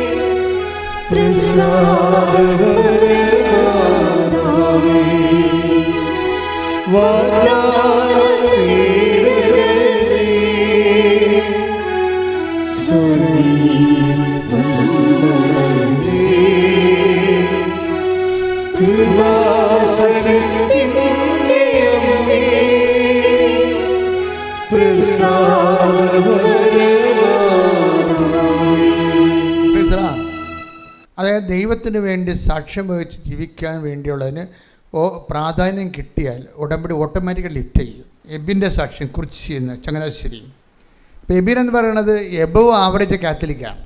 കുടുംബ പ്രാർത്ഥനയുണ്ട്, കുമ്പസാരമുണ്ട്, കൗദാശ ജീവിതമുണ്ട്, പള്ളിപ്രവർത്തനങ്ങളുണ്ട്, എല്ലാം ഉള്ളൊരാളാണ്. അപ്പോൾ ഈ ഉടമ്പടിയെക്കുറിച്ച് കേട്ടപ്പോൾ അദ്ദേഹത്തിന് അങ്ങനെ പെട്ടെന്നൊരു ആകർഷണം തോന്നിയില്ല. കാര്യം എന്ന് വെച്ചാൽ പുള്ളി സെൽഫ് കണ്ടൻറ്റാണ്. കാര്യം ഞാൻ നന്നായിട്ട് ജീവിക്കുന്നുണ്ട്, ദൈവമായിട്ട് നല്ല ധാരണയിലെത്തിയിട്ടുണ്ട്, ദൈവത്തിന് വേണ്ടിയാണ് ജീവിക്കണത്, നല്ല പ്രാർത്ഥനാ ജീവിതമുണ്ട്, പ്രവർത്തനങ്ങളുണ്ട്. അപ്പോൾ എപ്പോഴായാലും ദൈവം എന്നെ സഹായിച്ചോളൂ. അതുകൊണ്ടാണ് ചില ആൾക്കാർ ഉടമ്പടിയിൽ ഇങ്ങനെ അറച്ചു നിൽക്കുന്നതിൻ്റെ കാരണം. പിന്നെ പ്രത്യേകിച്ച് എന്താ ഉടമ്പടിയിലുള്ളതെന്നുള്ളതാണ് ചിലർ ചോദിക്കുന്നത്. പക്ഷേ ജോലി കാര്യങ്ങളാണ്. പുള്ളി ഒരു ഇലക്ട്രോണിക്സ് എഞ്ചിനീയറാണ്. പക്ഷേ ജോലി കണ്ട അത്രയ്ക്ക് നാട്ടിലെ ജോലി അങ്ങനെ ഒക്കണില്ല. ആ പുള്ളിക്ക് തോന്നി ശരി എന്നാൽ UAE പോകാമെന്ന് വിചാരിച്ചു. അങ്ങനെ അദ്ദേഹം UAE പോയി. അവിടെ 6 മാസം ഓരോരോ കമ്പനികളിൽ ജോലി അന്വേഷിച്ചും അതിൻ്റെ റെസ്യൂം കൊടുത്തും ഇൻ്റർവ്യൂവിന് പോയും. അപ്പോൾ ഇൻ്റർവ്യൂവിനൊക്കെ പോകുമ്പോൾ നമുക്ക് 1-2 ഇൻ്റർവ്യൂ കഴിയുമ്പോൾ അങ്ങനെ കുറേ അപ്പോൾ ആൾക്കാർ പിന്നെ പറയും സാരമില്ല 6 മാസമൊക്കെ ഇൻ്റർവ്യൂവിന് പോകേണ്ടി വരും, ഒരു 10-50 കമ്പനി പോയാലേ നമുക്ക് ഒരു കമ്പനി ഒക്കത്തുള്ളൂ എന്നൊക്കെ പറഞ്ഞ് നമ്മൾ ആശ്വസിപ്പിച്ചൊക്കെ നിൽക്കും. പക്ഷെ ഒരു ടൈം കഴിയുമ്പോൾ നമ്മുടെ കൈ വിട്ടു പോകും. എന്താണ്? നമ്മൾ തിരിച്ചറിയും നമ്മൾ ആർക്കും വേണ്ട, നമ്മുടെ ജീവിതം ഇങ്ങനെ നിന്ന് കുലച്ചു പോവുകയുള്ളൂ, നമ്മളീ പറഞ്ഞതൊക്കെ വെറുതെയാണ്. ഞാനിങ്ങനെ എനിക്ക് ജോലി കിട്ടാമെന്ന് എന്ത് ചെയ്യും? ജോലി കിട്ടിയാൽ പിന്നെ പെണ്ണ് കിട്ടത്തില്ല, പിന്നെ കല്യാണം കഴിക്കാൻ പറ്റത്തില്ല, പിന്നെ കുടുംബജീവിതമില്ല. അതൊന്നും പുള്ളി പെട്ടെന്ന് വിറച്ചു പോയി. ജീവിതത്തിൻ്റെ യഥാർത്ഥ മുഖം കണ്ടാൽ പെട്ടെന്ന് നമ്മൾ വിറക്കുമല്ല. പുള്ളി ഉടനെ തിരിച്ചു പോന്നിട്ട് നാട്ടിൻപുറത്ത് പോലെ ജോലി അന്വേഷിക്കാമെന്ന് വിചാരിച്ചു. അപ്പോൾ നാട്ടിൻപുറത്ത് ജോലി അന്വേഷിക്കാനും പുള്ളിക്ക് കിട്ടണില്ല. അപ്പോഴങ്ങ് ആരോ പറഞ്ഞത്, അമ്മ പറഞ്ഞടാ നീ പോയി ഒരു ഉടമ്പടി എടുക്കാൻ പറഞ്ഞ്. എബിൻ വന്ന് ഉടമ്പടി എടുത്ത്. ഇപ്പോൾ ഉടമ്പടി എടുക്കുമ്പോൾ ഉടമ്പടി പ്രത്യേകിച്ച് സാധാരണ നല്ല ക്രിസ്ത്യാനിയായിട്ട് ജീവിക്കുന്ന ഒരാളിന് ഉടമ്പടി പ്രത്യേകിച്ചൊന്നുമില്ല, അത് തന്നെ ഫോളോ ചെയ്താൽ മതി. പക്ഷേ അതിൻ്റെ അകത്ത് ചില കാര്യങ്ങൾ പ്രത്യേകിച്ചുണ്ട്. അത് പക്ഷേ ഇവർക്ക് ഈ നാട്ടു ക്രിസ്ത്യാനിക്ക് നടക്കത്തുമില്ല. ഇപ്പോൾ ഉടമ്പടി പ്രത്യേകിച്ച് സംഭവമുണ്ട്, അത് ചെയ്യണമെന്നുണ്ടെങ്കിൽ പ്രത്യേക അനുഗ്രഹമൊക്കെ വേണം. അത് നാട്ടു ക്രിസ്ത്യാനി ഇപ്പോൾ ഞാൻ നല്ലവണ്ണം ഞങ്ങളുടെ വീട്ടിൽ കുടുംബ പ്രാർത്ഥന ഉണ്ട്, ഞങ്ങൾക്ക് കാറ്റഗിസമുണ്ട്, എനിക്ക് കാറ്റഗിസം റാങ്ക് കിട്ടിയ ആളാണ്, ഞങ്ങളുടെ കുടുംബത്തിലെ പാരമ്പര്യമായുള്ള നല്ല കത്തോലിക്കലാണ് എന്നൊക്കെ പറയുന്നവർക്ക് ഉടമ്പടിയുടെ ചില കാര്യങ്ങൾ ചെയ്യാൻ ഈ ജന്മം പോരാതെ വരും. അതാണ് വിഷയം. നമ്മൾ അറിയത്തില്ല സംഭവം. അതായത് ഇവരെല്ലാം ചെയ്തുകൊണ്ടിരിക്കുന്നത് എല്ലാം 5 മാർക്കിൻ്റെയും 10 മാർക്കിൻ്റെയും ക്വസ്റ്റ്യൻ ആൻസർ ചെയ്യുകയാണ്. ഒരു ശരാശരി കത്തോലിക്കൻ ചെയ്യണത് 5 മാർക്കിൻ്റെയും 10 മാർക്കിൻ്റെയും ക്വസ്റ്റ്യൻ വളരെ. പക്ഷേ ആ ക്വസ്റ്റ്യൻ പേപ്പറിൻ്റെ ബാക്കിൽ ഒറ്റ ചോദ്യത്തിന് 20 മാർക്കിൻ്റെ 40 മാർക്കിൻ്റെയും ചോദ്യം കിടപ്പുണ്ട്. അത് എഴുതാൻ പറ്റത്തില്ല. അത് എഴുതണമെങ്കിലേ അപ്പം മാത്രമേ നമ്മുടെ കള്ളനും വെള്ളി നീ കറക്റ്റ് ആളാണ് കർത്താവിൻ്റെ അല്ലേന്ന് അറിയത്തുള്ളൂ. ആൾക്കാർ എഴുതുന്നതൊക്കെ ചോദ്യം 2 മാർക്കിൻ്റെയും 3 മാർക്കിൻ്റെയും ചോദ്യമൊക്കെ ചുമ്മാ കണ്ണും പൊട്ടി കറക്കി കുത്തി എഴുതിക്കും. പക്ഷേ അതിൻ്റെ അപ്പുറത്തുള്ളൊരു 40 മാർക്കിൻ്റെ ചോദ്യമുണ്ട്, അത് എഴുതാൻ പാടാണ്. അത് എഴുതുന്ന ആൾക്കാരാണ് ഈ അടിച്ച ഉടമ്പടിയുടെ അനുഗ്രഹം ചോദിച്ചുകൊണ്ട് പോകണം. അത് ഇവിടുന്ന് ഓടിക്കളയുന്ന ആൾക്കാർ കിട്ടിയെന്ന് പറഞ്ഞ് ഉടനെ എന്താ അവർക്കറിയാം. അവരോട് കർത്താവ് പറഞ്ഞിട്ടുണ്ട് ഇന്ന കളത്തിലാണ് സമ്മാനം ഇരിക്കണമെന്ന്. ഇന്ന കളത്തിലാണ് സമ്മാനം ഇരിക്കണമെന്നുള്ളത് രഹസ്യമായി, അത് ദൈവമായിട്ടൊരു ഇഷ്ടത്തിന് പുറത്ത് കൈമാറുന്ന രഹസ്യങ്ങളാണ്. നമുക്ക് ദൈവത്തോട് ഇഷ്ടമുണ്ടെന്ന് പറഞ്ഞ് ദൈവത്തിന് നമ്മളോട് ഇഷ്ടമുണ്ടാകണമെന്ന് ഒരു നിർബന്ധമില്ല. ഞാൻ ഇന്നുവരെ അങ്ങനെ കണ്ടിട്ടില്ല ആൾക്കാരെ. നമുക്ക് പൊരിഞ്ഞ സ്നേഹമായിരിക്കും ദൈവത്തോട്. പക്ഷേ അവിടെ കോളങ്ങൾ ഫില്ല് ചെയ്ത് നോക്കി കഴിഞ്ഞാൽ അവർക്ക് ദൈവത്തിന് അവരോട് ഇഷ്ടമാണെന്ന് ചോദിച്ചു കഴിഞ്ഞാൽ അല്ല. കാരണം ദൈവത്തിന് നമ്മളോട് ഇഷ്ടമാണെന്നുണ്ടെങ്കിൽ നമുക്കറിയാൻ പറ്റുമോ? നമുക്ക് ദൈവത്തോട് ഇഷ്ടമാണെന്ന് പറഞ്ഞാൽ നമ്മളെല്ലാ കാര്യങ്ങളും ഭംഗിയായിട്ട് ചെയ്യണതും ജീവിക്കണതും വിശുദ്ധിയോട് ജീവിക്കണം എല്ലാം കറക്റ്റാണ്. പക്ഷെ അതിൻ്റെ പേരിൽ ദൈവത്തിന് നമ്മളൊരു പ്രത്യേക സ്നേഹം ഉണ്ടാവണമെന്ന് ഒരു നിർബന്ധമില്ല. അതൊക്കെ നിൻ്റെ കടമയാണെന്ന് പറയും. അതൊക്കെ നിൻ്റെ കടമയാണെന്ന് പറയും. നീ അത് മെയിൻറ്റെയിൻ ചെയ്യണമെങ്കിൽ, നീ അത് സാറ്റിസ്കോ മെയിൻറ്റെയിൻ ചെയ്യണമെങ്കിൽ ഇത്രയും കാര്യങ്ങൾ നീ ചെയ്യണം. അത് നിൻ്റെ കടമയാണ്. അതുകൊണ്ട് ദൈവത്തിനൊരു പ്രത്യേക സ്നേഹം നമ്മോട് തോന്നണമെന്നില്ല. അതാണ് അതിൻ്റെ കടമയാണെന്ന് പറയുന്ന ഭാഗമില്ല. Take the word of God 17:10 എടുത്ത് ശ്രുതിക്കട്ടെ. ഹല്ലേലൂയ ഹല്ലേലൂയ ഹല്ലേലൂയ ഹല്ലേലൂയ. 17:10 ഇതുപോലെ തന്നെ നിങ്ങളും കൽപ്പിക്കപ്പെട്ടവയെല്ലാം ചെയ്തതിനു ശേഷം ഞങ്ങൾ പ്രയോജനമില്ലാത്ത ദാസന്മാരാണ് കടമ നിർവഹിച്ചതേയുള്ളൂ എന്ന് പറയുവിൻ. നിത്യത എന്ന് പറയുന്ന സമ്മാനം കൈപ്പറ്റുന്നതിന് വേണ്ടി നമ്മൾ കുറച്ച് കടമകൾ നിർവഹിക്കാനുണ്ട്. ആ നിത്യതയ്ക്ക് വേണ്ടിയുള്ള നമ്മളുടെ അഡ്വാൻസ് ഗിവിംഗ് ആണ്, അതിൻ്റെ വില കൊടുക്കുന്നതാണ്. അതെന്താ? കർത്താവിൻ്റെ ദിവസം പരിശുദ്ധമായി ആചരിക്കണം, വിശുദ്ധിയോടെയും സ്നേഹത്തോടെ ജീവിക്കണം. അതൊക്കെ നിങ്ങൾ ചെയ്താലും ഉടമ്പടി വരുന്ന അത്രയും പ്രയോജനം അതുകൊണ്ട് ഉണ്ടാകത്തില്ല. അത് കാര്യം അതുക്കും മേലാണ്. അതൊക്കെ നിർവഹിക്കുന്നത് അടിത്തറ വേണം. അത് ഉപേക്ഷിക്കാതെ തന്നെ നീ മറ്റവ ചെയ്യേണ്ടതായിരുന്നു ഈശോ പറയണില്ലേ? അത് ഈശോയുടെ നിലപാട്. പാരമ്പര്യമായിട്ടുള്ള ശുശ്രൂഷയെക്കുറിച്ച് പറയുന്നത് എന്താണ്? അത് ഉപേക്ഷിക്കാമെന്നല്ല ഈശോ പറയണത്. അത് ഉപേക്ഷിക്കാതെ തന്നെ നീ മറ്റത്. അപ്പോൾ മറ്റൊരു സംഭവം, അതായത് ചെയ്തുകൊണ്ടിരിക്കുന്ന കാര്യങ്ങൾ ഉപേക്ഷിക്കാതെ. Take the word of God. ലൂക്ക 11:42. ലൂക്ക 11:42. ഫരീസേരെ നിങ്ങൾക്ക് ദുരിതം, ഫരീസേരെ നിങ്ങൾക്ക് ദുരിതം, എന്തെന്നാൽ നിങ്ങൾ അരൂതയുടെയും തുളസിയുടെയും മറ്റെല്ലാ ചെടികളുടെയും ദശാംശം കൊടുക്കുന്നു, എന്നാൽ ദൈവത്തിന്റെ നീതിയും സ്നേഹവും നിങ്ങൾ അവഗണിച്ചു കളയുന്നു. ഇവയാണ് നിങ്ങൾ ചെയ്യേണ്ടിയിരുന്നത്, മറ്റുള്ളവ അവഗണിക്കാതെ തന്നെ. അപ്പോൾ നമ്മൾ ചെയ്തുകൊണ്ടിരിക്കുന്ന കാര്യങ്ങൾ, ട്രഡീഷണലായിട്ട് ചെയ്തുകൊണ്ടിരിക്കുന്ന കാര്യങ്ങൾ ഒരിക്കലും അവഗണിക്കരുത്. പക്ഷെ അതുമാത്രം ചെയ്തുകൊണ്ട് ഒരു സ്പെഷ്യൽ പാക്കേജിനെ അഭിമുഖിക്കാൻ പാടായിരിക്കും. അതാണ് എബിന് പറ്റുന്ന അബദ്ധം. എബിൻ പറയണത് ഞാനിതെല്ലാം ഓക്കെ ആയിട്ട് ചെയ്യുന്നുണ്ടല്ലോ, അപ്പോൾ സ്വാഭാവികമായിട്ട് ദൈവം എന്നെ സഹായിക്കുമല്ലോ എന്ന് വിചാരിച്ചതിൽ. പക്ഷേ ദൈവത്തിനൊരു പ്രശ്നമുള്ളത്, അതായത് നമ്മൾ വളരണമെന്നുള്ള ഒരു വലിയ ചാലഞ്ച് ദൈവ മനസ്സിലുണ്ട്. നമ്മൾ വളരണം. അതിന് ഈശോ വളരണമെന്നല്ല പറയണത്. ഈശോ പറയണത് 5:48 വായിച്ച്, മത്തായിയുടെ സുവിശേഷം 5:48 വായിച്ച്, 48, 49 ശ്രുതികട്ടെ. ഹല്ലേലൂയ. മത്തായി 5:48. അതുകൊണ്ട് നിങ്ങളുടെ സ്വർഗ്ഗസ്ഥനായ പിതാവ് പരിപൂർണനായിരിക്കുന്നത് പോലെ നിങ്ങളും പരിപൂർണരായിരിക്കുവിൻ. പരിപൂർണതയിലേക്കുള്ള വളർച്ചയുണ്ട്. ശരിക്കും ആ പരിപൂർണതയ്ക്ക് വളർച്ച ഉണ്ടെങ്കിൽ സ്പെഷ്യൽ അസൈൻമെൻറ്റ് ചെയ്യേണ്ടി വരും. ദൈവത്തിലേക്കുള്ള വളർച്ച ഉള്ളത്, അതാണ് ബൈബിൾ ഉയർത്തുന്ന ഒരു ചാലഞ്ച്. അതാണ്. ഇപ്പം ട്രഡീഷണലായിട്ട് നമ്മളോട് ചെയ്യാൻ പറഞ്ഞ കാര്യങ്ങൾ ചെയ്താൽ സ്റ്റാറ്റസ് കോ മെയിൻറ്റെയിൻ ചെയ്തിട്ട് നമ്മൾ മരിക്കത്തില്ല. ഇപ്പോൾ ഒരു ചെടി വളരുന്നില്ല എന്ന് വെച്ചാൽ അതിൻ്റെ അർത്ഥം എന്താണ്? തളരുന്നു എന്നാണ്. വളരാതെ നിൽക്കുന്ന ഒരു, ഇപ്പോൾ ഇതില്ലേ ഈ മഴക്കാലത്തൊക്കെ മുരടിച്ച് നിൽക്കണമെന്ന് പറയും. എന്ന് വെച്ച് കഴിഞ്ഞാൽ ഭയങ്കര ഹെവി ഡൗൺ പോറല്ലേ, ഭയങ്കര മഴ പെയ്ത്താകുന്ന സമയത്ത് ചെടികൾ വളരത്തില്ല, എന്നാൽ പഴുത്ത താഴെ വീഴത്തുമില്ല, ഇങ്ങനെ മുരടിച്ച് നിൽക്കും അല്ലേ. അപ്പോൾ ജൂൺ, ജൂലൈ, ആഗസ്റ്റൊക്കെ കഴിയുമ്പോൾ മാത്രമേ പിന്നെ പുതിയ ഇലയൊക്കെ വന്ന് വരത്തുള്ളൂ. അപ്പോൾ വളർച്ചയുമില്ല, തളർച്ചയുമില്ലാത്ത രീതിയിൽ നിൽക്കും. അപ്പോൾ ദൈവം ഉദ്ദേശിക്കുന്നത് അങ്ങനെയല്ല, വളർച്ച ഉണ്ടാകണം. B perfect as your heavenly father is perfect. അതാണ് 5:19 പറയണത്, 5:49 പറയണത്. എൻ്റെ സ്വർഗ്ഗസ്ഥനായ പിതാവ് പരിപൂർണനായിരിക്കുന്ന പോലെ നിങ്ങളും ഡേ ബൈ ഡേ പരിപൂർണതയിലേക്ക് വളരണം. അപ്പോൾ പരിപൂർണതയ്ക്ക് വളരുന്നതിൻ്റെ ഭാഗമായിട്ടാണ് എക്സ്ട്രാ ട്രഡീഷണൽ ആക്ടിവിറ്റീസ് വരുന്നത്.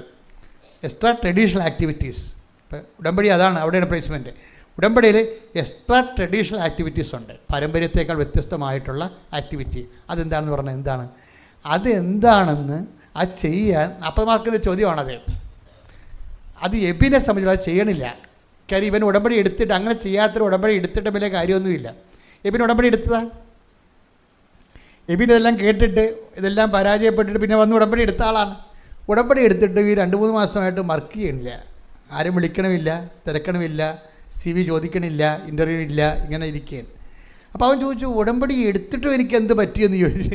ഉടമ്പടി എടുത്തിട്ടും എനിക്കെന്ത് പറ്റി? അതാണ് അവൻ്റെ ചോദ്യം. ഉടമ്പടി എടുത്തിട്ടും എനിക്കെന്ത് പറ്റി? എന്നെ ആരും വിളിക്കണില്ല, എനിക്ക് ഇൻ്റർവ്യൂ ഇല്ല, ഞാൻ പഴയതുപോലെ എന്നെ പോവുകയാണ്. അപ്പോഴവൻ കർത്താവിന് മുമ്പിൽ കരഞ്ഞു, കർത്താവേ എൻ്റെ ജീവിതം പെട്ടുപോയോ? ഞാൻ കുഞ്ഞുനാൾ പോലെ നീയായിട്ട് ജീവിക്കുന്ന ആളാണല്ലോ, എൻ്റെ കയ്യിൽ നിന്ന് മിസ്റ്റേക്ക് ഇല്ലാതെ ഞാൻ എങ്ങനെ സാധാരണയേക്കാൾ ഒരു നല്ല കുടുംബത്തിൽ ജനിച്ച് ജീവിച്ച് വിശ്വാസത്തിൽ പോകുന്ന ആളാണ്, പക്ഷെ എനിക്ക് ജീവിതമില്ലാതായി പോവുക കർത്താവേ എന്ന് ഇവൻ കണ്ണീരോടെ കർത്താവിനെ പോയി ചോദിച്ചു. അന്ന് രാത്രി ഒരു സംഭവം നടന്നു.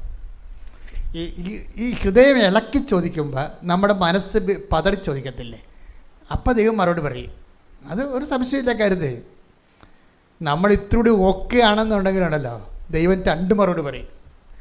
അപ്പോൾ ഉടനെ എബിനിങ്ങനെ മുട്ട നിൽക്കുന്നു, ഞാൻ കുരിശ് വാഴ്ത്തി എബിന് കൊടുക്കുന്നു. അതാണ് ഇവൻ സ്വപ്നം കാണുന്നത്. അപ്പോൾ അവന് മനസ്സിലാക്കി അച്ഛനെ പോയി കാണാനായിരിക്കും ഈശോ പറയണമെന്ന്. അപ്പോൾ എന്നാ ചെയ്ത് അച്ഛനെ പോയി കാണാൻ വേണ്ടി ഇവിടെ പുതുക്കിയപ്പോഴാണ് അവിടെ ചോദ്യവും പറച്ചിലൊക്കെ ആയി. പുതുക്കുമ്പോൾ എന്താ ചോദിച്ചത്? നീ പത്രം ആർക്കാണ് കൊടുത്തതെന്ന് ചോദിക്കും. പത്രം ഇതിൻ്റെ പ്രധാനപ്പെട്ട വിഷയം വിശ്വാസ കൈമാറ്റമാണല്ലോ. അപ്പോൾ പത്രം കൊടുത്തിരിക്കുന്നത് അപ്പനാണ് കൊടുത്തിരിക്കുന്നത്. അതാണ് വിഷയം. അപ്പനാണ് കൊടുത്തിരിക്കുന്നത്, പത്രം കൊടുത്തിരിക്കുന്നത്. എബിനിയെ പത്രം കൊണ്ട് ഈ ചെറുപ്പക്കാരനായത് കാരണം പത്രം കൊണ്ട് നാട്ടുപുറത്ത് ഇറങ്ങിയ നാട്ടുകാരോ എല്ലാം കൂട്ടുകാരോ എല്ലാം പറയാൻ വിചാരിച്ചുകൊണ്ട് അവനത് ചെയ്തില്ല.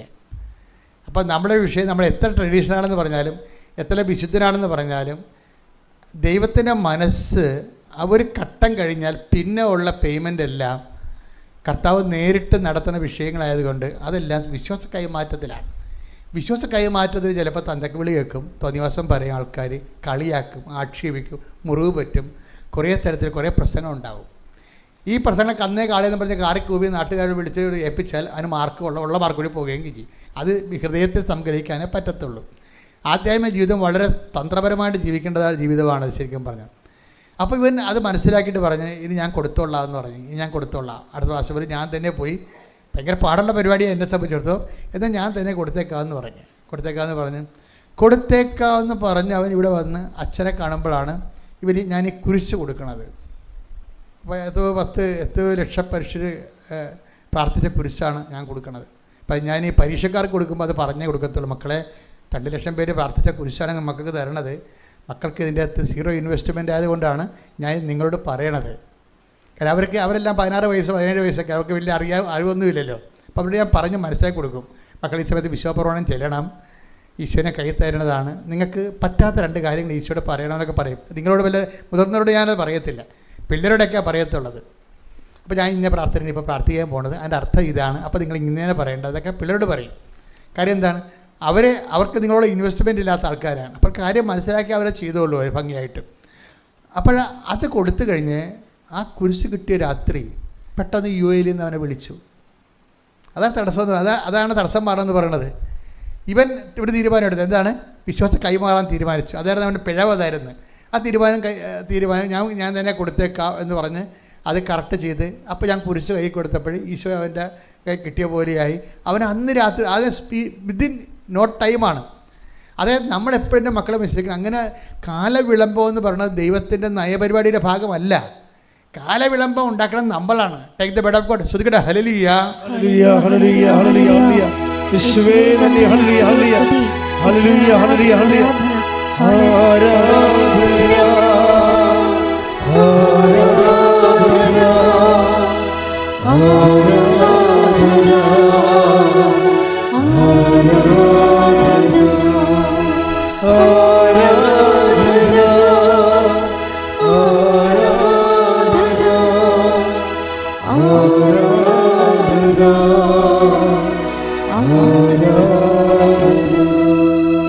പത്രോസ് 3:9 കാലവിളംബത്തെക്കുറിച്ച് ചിലർ വിചാരിക്കുന്നത് പോലെ കർത്താവ് തന്റെ വാഗ്ദാനങ്ങൾ പാലിക്കുന്നതിൽ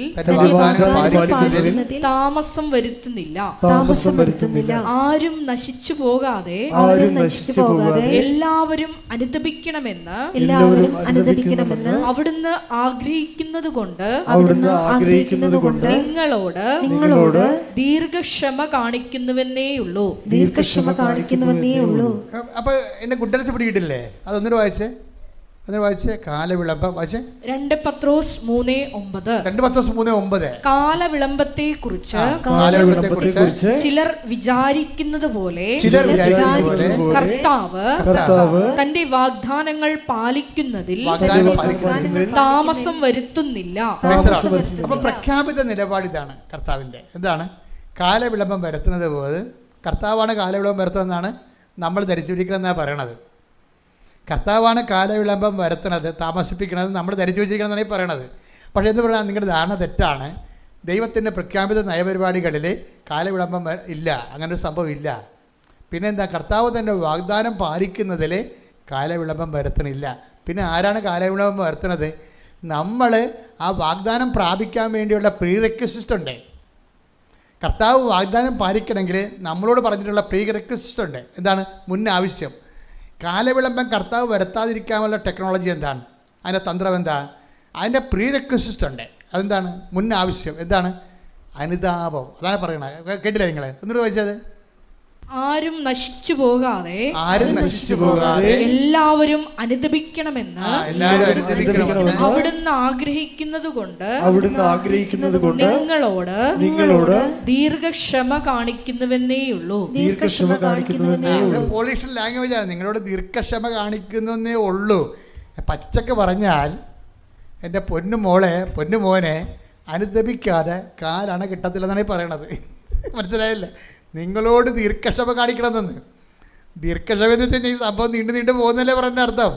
അനുദപിക്കാതിരുന്നാൽ, ഇപ്പോഴുള്ള അഭ്യാസമായിട്ട് മുന്നോട്ട് പോയാൽ അനുഗ്രഹം പ്രാപിക്കത്തില്ലെന്നാണ് പച്ചക്ക് പറയണത്. ബൈബിളിൻ്റെ രീതി എന്ന് പറഞ്ഞാൽ ബൈബിൾ ഇങ്ങനെ സുഖിപ്പിച്ചേ പറയത്തുള്ളൂ. പക്ഷേ വെടിമരുന്നായിരിക്കും പറയണത്. നിങ്ങൾ കാലവിളംബം കാണിക്കുന്ന ദൈവത്തിൻ്റെ പ്രഖ്യാപിത നടപടിക്രമമല്ല. എത്രയും വേഗം നിങ്ങളെ രക്ഷിക്കുക എന്നുള്ളതാണ് ദൈവത്തിൻ്റെ നിലപാട്. അപ്പോൾ ആ ദൈവത്തിൻ്റെ നിലപാട് രക്ഷിക്കുക എന്നുള്ളതാണെങ്കിൽ പിന്നെ എന്തുകൊണ്ട് അനുഗ്രഹം താമസിക്കണത്? അത് നിങ്ങളുടെ കയ്യിരിപ്പ് കൊണ്ടാണെന്നാണ് ഈ പറയണത്.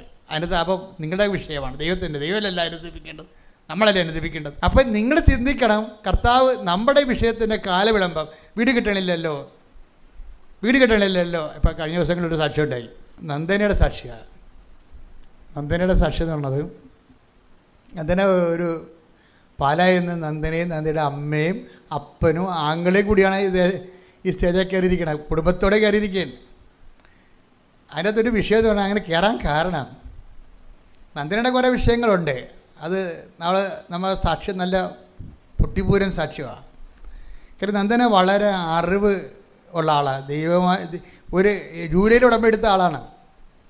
ജൂലൈയിൽ ഉടമ്പടി എടുത്ത ആൾ July, August, September, October, November, December 5 ജനുവരി 6 മാസത്തിനുള്ളിൽ ഈ കുടുംബം പോയ പോക്കെന്ന് പറഞ്ഞത് ഞെട്ടിപ്പിക്കുന്ന പോക്കാണ് പോയത്. അതായത് ഇവൾക്കാണെങ്കിൽ കേറ്റക്ക് 16 പേരാണ് കേറ്റക്കിന് ടീച്ചേഴ്സ് എലിജിബിലിറ്റി ടെസ്റ്റ് എഴുതിയിരിക്കുന്നത്. അവൾ മാത്രം തോറ്റു. 1 അല്ല 2 അല്ല 3 അല്ല, 3-ാം പ്രാവശ്യം തോറ്റു. അവിടെ കൂടെ എല്ലാവരും ജയിച്ചു. അവളിനി കേട്ടക്കിന് ജയിച്ചാൽ മാത്രമേ ഇനി അവൾക്കൊരു ജീവിതമുള്ളൂ. ഇനി വീടാണെങ്കിൽ അവർ പറയണത് ഞങ്ങളുടെ വീട് സർക്കസ് ഗുലാമപ്പുര പോലെയാണെന്ന്. എനിക്ക് മഴ ഭയങ്കര ഇഷ്ടമാണ്, പക്ഷേ മഴയെ പേടിയാണ്. എന്താ കാര്യം? മഴ കാണാൻ ഇഷ്ടമാണ് എനിക്ക്, പക്ഷേ മഴ ഞങ്ങളുടെ വീട്ടിൽ വന്ന് വീട് കഴിഞ്ഞാൽ നേരെ ഞങ്ങളുടെ ചോറ്റുപാത്രത്തിൽ വീഴുമെന്ന് മഴ. അപ്പോൾ അവളുടെ സങ്കടം കണ്ടില്ലേ? വീടില്ലെന്നായി പറയണതേ. നന്നായിട്ട് പറയണുണ്ടല്ലോ, വീടില്ലെന്നാണ് പറയണത്. അപ്പോൾ വീടുമില്ല, ആകപ്പാടെ ആശ്രയിക്കാനുള്ളത് ഇവളുമാണ്. ഇവൾ തോക്കുകയും ചെയ്ത്. അപ്പോൾ ഇങ്ങനെ വളരെ താഴെ കിടക്കുന്ന കുടുംബമാണ് ശരിക്കും. എന്ന് പറഞ്ഞാൽ ഞങ്ങളുടെ വീടിനൊക്കെ താഴ്ന്ന സ്ഥലത്തും കൂടിയാണ്. അപ്പോൾ എല്ലാം കൊണ്ട് ഒരു ശോകക്കാഴ്ചയാണ് ശരിക്കും. ഒരു ശോകമെന്നോ പറയത്തില്ല, ഒരു ശോകക്കാഴ്ച. ഈ ശോകം അമ്മ എങ്ങനെയാണ് കൺവേർട്ട് ചെയ്യണമെന്ന് അമ്മ ഞെട്ടിപ്പോകും. അതായത് നന്ദന പറയണത്, ഞാൻ ഉടമ്പടി എടുത്തപ്പോൾ എനിക്ക് ഉടമ്പടിയെക്കുറിച്ച് മനസ്സിലായി. ആദ്യമായിട്ടാണ് ഞാനിങ്ങനെയൊക്കെ വന്ന് പ്രാർത്ഥിക്കുന്നത്. എനിക്കൊരു കാര്യം മനസ്സിലായി. എന്താണ്? ഉടമ്പടി അച്ഛൻ്റെ ധ്യാനം ഞാൻ ശരിക്കും കേൾക്കും. അവൻ പറയണ പോലെ ചെയ്യണതാണ് ഉടമ്പടി എന്ന്. അപ്പോൾ അതാ വിഷയം. അവൻ പറയണ പോലെ ചെയ്യണതാണ് ഉടമ്പടി. അപ്പോൾ എനിക്ക് ഭയങ്കര ആശ്വാസമായി. അത്രയും അവൾക്ക് മനസ്സിലായില്ല. പക്ഷേ ആ അറിവല്ല വിഷയം, അറിവിൻ്റെ എക്സിക്യൂഷൻ വിഷയമാണ്. എന്താ കാര്യം? അത് കഴിയുമ്പോൾ അവൻ പറയുന്ന ഒരു കാര്യമാണ്, കർത്താവിൻ്റെ ദിവസം പരിശുദ്ധമായി ആചരിക്കണം. അതുകൊണ്ട് ഞാനെന്ത് ചെയ്ത്, ഞാൻ കുർബാന സ്വീകരിക്കാൻ പറ്റില്ല കാര്യം ഞങ്ങൾ അമ്മയും മക്കളും എല്ലാം കൂടി ഒരുങ്ങി പള്ളിയിൽ പോകും ഞായറാഴ്ച. അതാണ് വിഷയം. അപ്പോൾ വിഷയം മാറി, സാക്ഷ്യമായി. വിശ്വസിക്കുന്ന കാര്യങ്ങളെ സാക്ഷ്യത്തിലേക്ക് പോവുകയാണ്. എന്ന് പറയും, കുർബാന ഈശോ പരമപിതാവ് ഈശോയെ നമുക്ക് തന്നു. നമ്മുടെ പാപത്തിന് പരിഹാരമായി ആ ഈശോയുടെ ശരീരവും രക്തവും വാഴ്ത്തപ്പെടുകയും പരിശുദ്ധാത്മാവിൻ്റെ കൃപ ഈശോ വഴി നമുക്ക് ലഭിക്കുകയും ചെയ്യുന്ന കുദാശ എന്ന് ഇവിടെ വരെ പറയണേ. അപ്പോൾ 5 മാസം അയാളുടെ ഉടമ്പടിയിലേക്ക് വന്നിട്ട് വിശ്വാസത്തെക്കുറിച്ച് എന്തോരം അറിവാണ്. അതിൻ്റെ താഴെയുള്ള കമൻറ്റ് വായിക്കണം. എൻ്റെ മകളെ, നിൻ്റെ വായിൽ നിന്ന് ഇങ്ങനെ തങ്കപ്പെട്ട വർത്തമാനം വരണല്ല. ഞങ്ങളൊക്കെ ഇത്ര കാലം കൊണ്ടാണ് ഇത് പഠിച്ചത്, നീ പെട്ടെന്ന് പഠിച്ചല്ല എന്ന്. അതാണ് അറിവിൻ്റെ സുവിശേഷം എന്ന് പറയുന്നത്, അറിവിൻ്റെ ആധ്യാത്മികത എന്ന് പറഞ്ഞാൽ. അപ്പോൾ നമ്മൾ പറയണ കാര്യങ്ങളെക്കുറിച്ച് നമുക്കൊരു അറിവ് കിട്ടണം. ബോധ്യം കിട്ടണം. ബോധ്യം കിട്ടുമ്പോൾ ആ ബോധ്യമാണ് ജനങ്ങളിലേക്ക് കൊടുക്കുമ്പോൾ. ഈ പത്രം കൊടുക്കുമ്പോൾ പോകുമ്പോൾ പത്രത്തിന് കൂടെ പ്രത്യക്ഷീണ പ്രാർത്ഥന കൊടുക്കും. പിന്നെ പത്രം ആൾക്കാർക്ക് അനുഭവങ്ങൾ പറഞ്ഞു കൊടുക്കും. അങ്ങനെ ഒരു ദിവസം പറഞ്ഞ് അപ്പോൾ അവൾ ചെയ്യുന്ന കാര്യങ്ങളെല്ലാം ദൈവസ്നേഹത്തിലാണ് ചെയ്യണത്. അപ്പോൾ ദൈവത്തെ സ്നേഹത്തിൽ ചെയ്ത് കഴിഞ്ഞാൽ ഗുണമെന്ന് വെച്ച് കഴിഞ്ഞാൽ അതിൻ്റെ അകത്ത് നിങ്ങൾക്ക് ഡേറ്റ്, അപ്പോൾ നമ്മൾ ഡേറ്റ് ഇട്ട് പ്രാർത്ഥിക്കുമെന്ന് പറയത്തില്ലേ, അപ്പോൾ ഡേറ്റ് നമുക്ക് ദൈവം തരും. എടി മോളെ, ഇന്ന ഡേറ്റ് നിന്നെ സഹായിക്കാൻ സാധ്യതയുണ്ട്, നീ അത് പ്രാർത്ഥനയിൽ കൊടുക്കാൻ പറയും. അപ്പോൾ അവൾ പറയും, അമ്മേ, ഇപ്പം ഇങ്ങനെ ഒരു വചനമുണ്ടേ, എന്നെ സ്നേഹിക്കുന്നവർ ഞാൻ എന്നെ തന്നെ വെളിപ്പെടുത്തട്ടെ. ശ്രുതിക്കട്ടെ, ഹല്ലേലൂയ ഹല്ലേലൂയ ഹല്ലേലൂയ ഹല്ലേലൂയ. യേശുവേ നന്ദി, ഹല്ലേലൂയ ഹല്ലേലൂയ ഹല്ലേലൂയ ഹല്ലേലൂയ ഹല്ലേലൂയ. യേശുവേ ആരാധന ആരാധന ആരാധന. യേശുവേ നന്ദി, ഹല്ലേലൂയ ആരാധന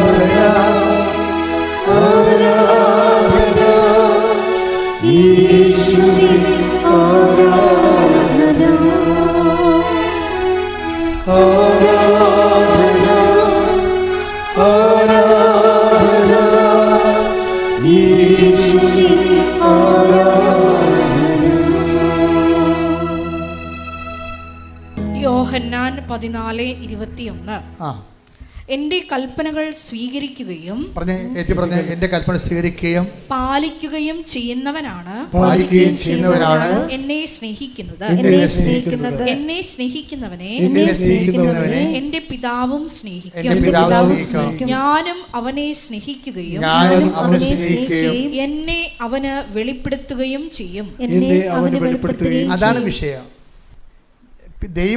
നമ്മൾ ദൈവത്തെ സ്നേഹിക്കണമെന്ന് ദൈവത്തിന് തോന്നണം. ഈ നന്ദനയുടെ കാര്യത്തിൽ 2 പ്രാവശ്യം തോന്നിയത് തോന്നും, അതാണ് വിഷയം. 2 പ്രാവശ്യം തോന്നുന്ന ദൈവത്തിന്, അവരുടെ കയ്യാങ്കളി ആ ടൈപ്പാണ്. കർത്താവിന് തോന്നുന്നു ഇത് ആത്മാർത്ഥമായിട്ട് അവരെന്നെ സ്നേഹിക്കുന്നുണ്ടെന്ന് തോന്നിയാൽ എന്താ പറയണത്, എന്നെ സ്നേഹിക്കുന്നവർ ഞാൻ എന്നെ തന്നെ, അതാണ് ഡേറ്റ് വരണത്. അപ്പം എന്നതിനോട് പറഞ്ഞ് നീ അമ്മയുടെ ബർത്ത്ഡേക്ക് അനുഗ്രഹം ചോദിക്കൂ, നിനക്ക് ഞാൻ അനുഗ്രഹം ബർത്ത്ഡേക്ക് വെച്ചിട്ടുണ്ടെന്ന് പറയും. അപ്പോൾ ഉടനെ അതുപോലെ ഇവിടെ ദൈവം ചോദിക്കണ അമ്മയുടെ ബർത്ത്ഡേ ആണല്ലോ December 8. അപ്പോൾ എനിക്ക് സന്തോഷത്തോടെ അമ്മയുടെ ബർത്ത്ഡേക്ക് പങ്കെടുക്കാൻ വേണ്ടി എൻ്റെ ലൈഫിനെ എന്നെ സഹായിക്കണമെന്ന് പറയും. അതുപോലെ തന്നെ December 8 മുമ്പ് തന്നെ 6-ാം തീയതി ആകുമ്പോൾ തന്നെ ഇവർക്ക് റിസൾട്ട് വരും, അവൾ പാസ്സാകും. അപ്പോൾ എന്താ പ്രശ്നം? അതായത് എൻ്റെ മക്കളെ ഒരു സാധനത്തിനും പഞ്ഞമില്ല. ഫേസ് ചെയ്യുന്ന ഒരു വിഷയത്തിലാണ് നമ്മുടെ വിഷയം. നമ്മൾ കറക്റ്റായിരിക്കണം. ദൈവത്തിന് തോന്നണം നമ്മൾ ദൈവത്തിൻ്റെ ആളാണെന്ന് തോന്നണം. അല്ല സായിപ്പിനെ കാണുമ്പോൾ കവാത്ത് മറന്നാൽ ദൈവം കൈയും കാലും തല്ലി പിടിക്കും, ഒരു സംശയമില്ല. എന്തിനാണ് ഈ പേപ്പട്ടി ഈ വിഷം കെട്ടാൻ വേണ്ടി എൻ്റെ മുമ്പിൽ വന്ന് അഭ്യാസം കാണിക്കണത്? വയറ്റിപ്പഴപ്പിനല്ലേ, ഇറങ്ങിപ്പൊടിയെന്ന് പറയും. അങ്ങനെ അഭ്യാസം കാണിക്കരുത്. നിങ്ങൾ കസിന് കയ്യിലുണ്ടെന്ന് പറഞ്ഞുകൊണ്ട് പത്രം കൊടുക്കത്തില്ല. എന്താ കസിന് എൻ്റെ കൂടെ പള്ളി വരുന്നുണ്ട്, അവളെന്നെ തോന്നി പറയും, അതൊരു പത്രം പിന്നെ കൊടുക്കാതെ. അപ്പോൾ കസിനെ കണ്ടപ്പോൾ സായിപ്പിനെ കണ്ടപ്പോൾ കവാത്ത് മറന്നില്ലേ? നീ പിടികൊടുത്തില്ല ദൈവത്തിന്. നിൻ്റെ എല്ലാ ഫ്രോഡ് പരിപാടിയും ദൈവത്തിന് മനസ്സിലായില്ലേ? ദൈവത്തോടുള്ള അടുപ്പവും സ്നേഹവും ഒരു കസിനെ കൊണ്ട് കളയാവുന്നേ ഉള്ളതെങ്കിൽ പിന്നെ നീ എന്തിനാണ് ചമഞ്ഞ് കെട്ടി ക്രിസ്ത്യാനിയായിട്ട് നടക്കണത്? ഇറങ്ങി പൊടിയെന്ന് പറയുന്നു. കാര്യം എന്താ? കാര്യം നിന്നേക്കാൾ വിശ്വാസമുള്ളവർ നിൻ്റെ പുറകെ വരുന്നുണ്ട്. അതെപ്പോഴും നമ്മൾ ശ്രദ്ധിക്കണം. നമ്മൾ പാരമ്പര്യ വിശ്വാസികൾ എപ്പോഴും ഒരു അപകട മേഖലയിലാണ്. കാര്യം എന്താ വെച്ച് കഴിഞ്ഞാൽ അവർ ഈ പാരമ്പര്യം പറഞ്ഞുകൊണ്ടിരുന്നുണ്ടെങ്കിലും ഇന്ന് വരെ ദൈവത്തിന് ഒരു പ്രയോജനമില്ല. 10 പൈസക്ക് ആർക്കും ദൈവത്തിന് വേണ്ടി ഒരു വിശ്വാസം കൈമാറിയിട്ടില്ല, ആരോടും വിശ്വാസം കൈമാറിയിട്ടില്ല, ആരോടും ക്രിസ്ത്യനെക്കുറിച്ച് പറഞ്ഞിട്ടില്ല. ക്രിസ്ത്യാനി എന്ന് പറഞ്ഞ ഒരു സ്റ്റാറ്റസായിട്ട് അങ്ങനെ അണിഞ്ഞ് ചമഞ്ഞ് നടക്കണം എന്നല്ലാതെ ആകാശത്തിൻ്റെ ഗുണം ഈ വ്യക്തിയെക്കൊണ്ട് ദൈവത്തിന് ഉണ്ടായിട്ടില്ല. ഒരു അവിശ്വാസിയോട് പോലും നീ വിശ്വാസത്തെക്കുറിച്ച് സംസാരിച്ചിട്ടില്ല. അതുകൊണ്ട് നീ ദാരിദ്ര്യരേഖയുടെ താഴെ കിടക്കുകയാണ്. ശരിക്കും BPL എന്ന് പറഞ്ഞാൽ ആരാണ്? നീയാണ് BPL. യഥാർത്ഥത്തിൽ ആധ്യാത്മിക മേഖലയിലെ BPL ആണ് നീ. എന്താ കാര്യം? Below poverty line. കർത്താവിനെ കൈമാറിയിട്ടില്ല. വിശ്വാസം കിട്ടിയിട്ട് 10-40 വർഷങ്ങളാണെങ്കിൽ നീ ഇവിടെ ജീവിച്ചതും പട്ടി ജീവിച്ചതും കണക്കാണ്. പട്ടി 40 വർഷത്തിൽ മരിക്കുന്ന ആളാണ് പട്ടി. നീയും മരിച്ചു. പട്ടിയും കർത്താവിനെ കൈമാറിയില്ല, നീയും കൈമാറിയില്ല. പട്ടിക്ക് കർത്താവിനെ കിട്ടാഞ്ഞിട്ട് കൈമാറാഞ്ഞാണെന്ന് പട്ടിക്ക് പറഞ്ഞു നിൽക്കാൻ പറ്റും. നിനക്ക് കർത്താവിനെ കിട്ടിയിട്ട് കൈമാറിയില്ല. ഇത് ഒറ്റ നടക്ക് പോകത്തില്ല മോളെ. പ്രാർത്ഥിക്കുക, കർത്താവായ ദൈവമേ, വിശ്വാസം കൈമാറുന്നതിനായി എനിക്ക് കിട്ടുന്ന അവസരങ്ങളെ അപ്പോസ്തലിക ധീരതയോടെ കൈമാറാൻ എന്നെ സഹായിക്കണമേ. ശ്രദ്ധിക്കട്ടെ. ഹല്ലേലൂയ. ആരാധന ആരാധന. ഹല്ലേലൂയ. ദൈവപിതാവേ നന്ദി, ദൈവപിതാവേ മഹത്വം, ദൈവപിതാവേ ആരാധന.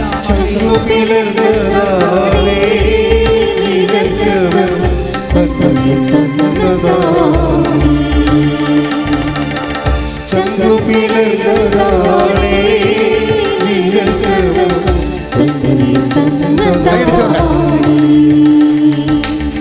നോവിനുള്ളിൽ പ്രിയ പ്രാണനുലഞ്ഞപ്പോ നിന്നുകം കണ്ടതാണേ നെഞ്ചിലവൻ നിന്നെ വഹിച്ചതാണേ. വളരെ സത്യസന്ധതയുള്ള കുടുംബമാണ്. ഈ ദൈവദർശനത്തിൽ സത്യസന്ധതയുണ്ടെങ്കിൽ ഈ മിന്നൽ പോലെയാണ് അനുഗ്രഹം വരുന്നത്. അന്ന് രാത്രി ഒരു ദിവസം ഈ നന്ദനയുടെ അമ്മ പെര അടിച്ചുകൊണ്ടിരിക്കുകയായിരുന്നു. അല്ല, പകല് ഒരു പെര അടിച്ചുകൊണ്ടിരിക്കണമായിരുന്നു. അപ്പോൾ പെട്ടെന്ന് അവർക്ക് ഈ നന്ദന അമ്മയ്ക്ക് അവർക്കൊരു സങ്കടം വന്നു. അവിടെ ഒരു ദീർഘനിശ്വാസമാണ്. ഇപ്പം ദീർഘനിശ്വാസമാണെങ്കിലുമേ ദൈവത്തോടുള്ള അടുപ്പവും സ്നേഹം കൊണ്ട് ദൈവം അനുഗ്രഹിക്കാൻ പോകുമ്പോൾ ആ അനുഗ്രഹത്തിൻ്റെ ഒരു സങ്കടം വരും. നമുക്ക് അനുഗ്രഹം ദൈവത്തിൽ നിന്നാണ് വരാൻ പോകണമെങ്കിലും നമുക്ക് ഫീൽ ചെയ്യണം ചില സമയത്ത് സങ്കടമായിട്ടായിരിക്കും. അതിങ്ങനെ ശ്രദ്ധിക്കണം. ഇതൊക്കെ എൻ്റെ സങ്കടം എന്താണെന്നറിയാമോ? അവളിങ്ങനെ അവളെന്ന് പറയാൻ പറ്റില്ല. അത് ആ ചേച്ചി ഇങ്ങനെ മുറി തൂത്തുകൊണ്ടിരിക്കുന്ന സമയത്ത് പെട്ടെന്നൊരു ദീർഘനിശ്വാസം വന്ന്. എന്താ കാര്യം? അവരുടെ ചേച്ചി അനിയത്തിമാർക്കെല്ലാം നല്ല വീടുകളുണ്ട്. അതാണ് ഒരു സങ്കടം. അപ്പോൾ ഇവൾക്ക് കിടപ്രായമായ മകളുണ്ടെങ്കിലും ആ മകൾ പറഞ്ഞ പോലെ സർക്കസ് കൂടാരം പോലുള്ള വീടാണ്, ചൊരുകയൊക്കെ ചെയ്യും. അപ്പോൾ അത് ഇത്രയും വലിയ മക്കൾ ഉണ്ടായിട്ടും അവർക്കൊരു വീടുണ്ടാക്കി കൊടുക്കാൻ പറ്റില്ല എന്നുള്ള അമ്മയുടെ സങ്കടം എന്ന് പറയുന്നത് വല്ലാത്തൊരു സങ്കടമാണ്. അവർക്ക് മുറി തൂക്കാൻ പറ്റാതെ ഇങ്ങനെ പ്രതിമയെപ്പോലെ നിൽക്കണം അവിടെ സങ്കടപ്പെട്ട്. എന്നിട്ട് എന്താ പറയണത്? എന്നിട്ട് അമ്മയോട് അമ്മേ കൃപാസനം മാതാവേ, നമ്മയെന്ന് പറയുമ്പോൾ ആൾക്കാർക്ക് കൃപാസനം മാതാവാ. അമ്മേ കൃപാസനം മാതാവേ, എനിക്കൊരു വീടിതാ, എൻ്റെ ചേച്ചിക്കും അനിയത്തിമാർക്കും എല്ലാം നല്ല വീടില്ലേ. എന്നിട്ട് ഇവർ ചങ്കക്കുള്ളൊരു വർത്തമാനം പറയും, എനിക്ക് ഒരു വീട് തന്നാ. പിറ്റേ ദിവസം അമ്മ എന്നെ വിളിച്ചു, ഞാൻ വന്നോളാം, ഒരു ദിവസമെങ്കിലും ഈ മക്കളുടെ കൂടെ ആ വീട്ടിൽ കിടന്ന് ഉറങ്ങിയിട്ട് ഞാൻ അമ്മ വിളിക്കുന്ന സ്ഥലത്ത് വരാൻ പോകും. അതൊരു പ്രാർത്ഥനയാണ്, വെച്ചാൽ ചങ്കക്കൊള്ളണ ഒരു പ്രാർത്ഥനയാണ്. എന്നിട്ട് ഇവർക്ക് പുളിയില്ല, ഇത് മുളകില്ലെന്ന് പറഞ്ഞുകൊണ്ട് ചന്തപ്പൊരിക്കണ ചേട്ടനെ വിളിക്കാൻ വേണ്ടി ഓർപ്പിക്കാൻ വേണ്ടി ചേട്ടനെ വിളിപ്പിക്കും. ഇന്ന സാധനം ഇല്ല, കാപ്പിപ്പൊടിയില്ല, തേയിലൊക്കെ നിങ്ങൾ വിളിക്കത്തില്ല, അതുപോലെ ഇവർ വിളിക്കും, ഇന്ന സാധനം മേടിച്ചു. അപ്പോൾ ചേട്ടൻ്റെ നമ്പർ ബിസിയാണ്. ആ സെക്കൻഡിന് കുറച്ച് കഴിയുമ്പോൾ ചേട്ടൻ തിരിച്ച് വിളിക്കും, എന്താണ് വിളിച്ചത്? അല്ല ഇന്ന സാധനം ഇല്ലെന്ന് പറയാൻ. പിന്നെ ഞാൻ പഞ്ചായത്തിൽ നിന്ന് എന്നെ വിളിച്ചിരിക്കുകയായിരുന്നു, നീ വിളിക്കുമ്പോൾ നമ്മുടെ വീട് ശരിയായെന്ന് പറയും. എൻ്റെ സ്പീഡ് കണ്ട, ഇതാണ് സ്പീഡെന്ന് പറയണത്. അവർ സാക്ഷ്യം പറയാൻ വേണ്ടി കുടുംബത്തോടെ കയറി നിൽക്കുമ്പോൾ മനോഹരമായൊരു വീട്ടിൽ, അമ്മ കൊടുത്ത വീട്ടിൽ നിന്നാണ് അവർ ഇറങ്ങി വന്നിരിക്കുന്നത്. നിൻ്റെ അനുഗ്രഹം പ്രാപിക്കാൻ ഇനി നിമിഷങ്ങൾ മാത്രമേ ബാക്കിയുള്ളൂ.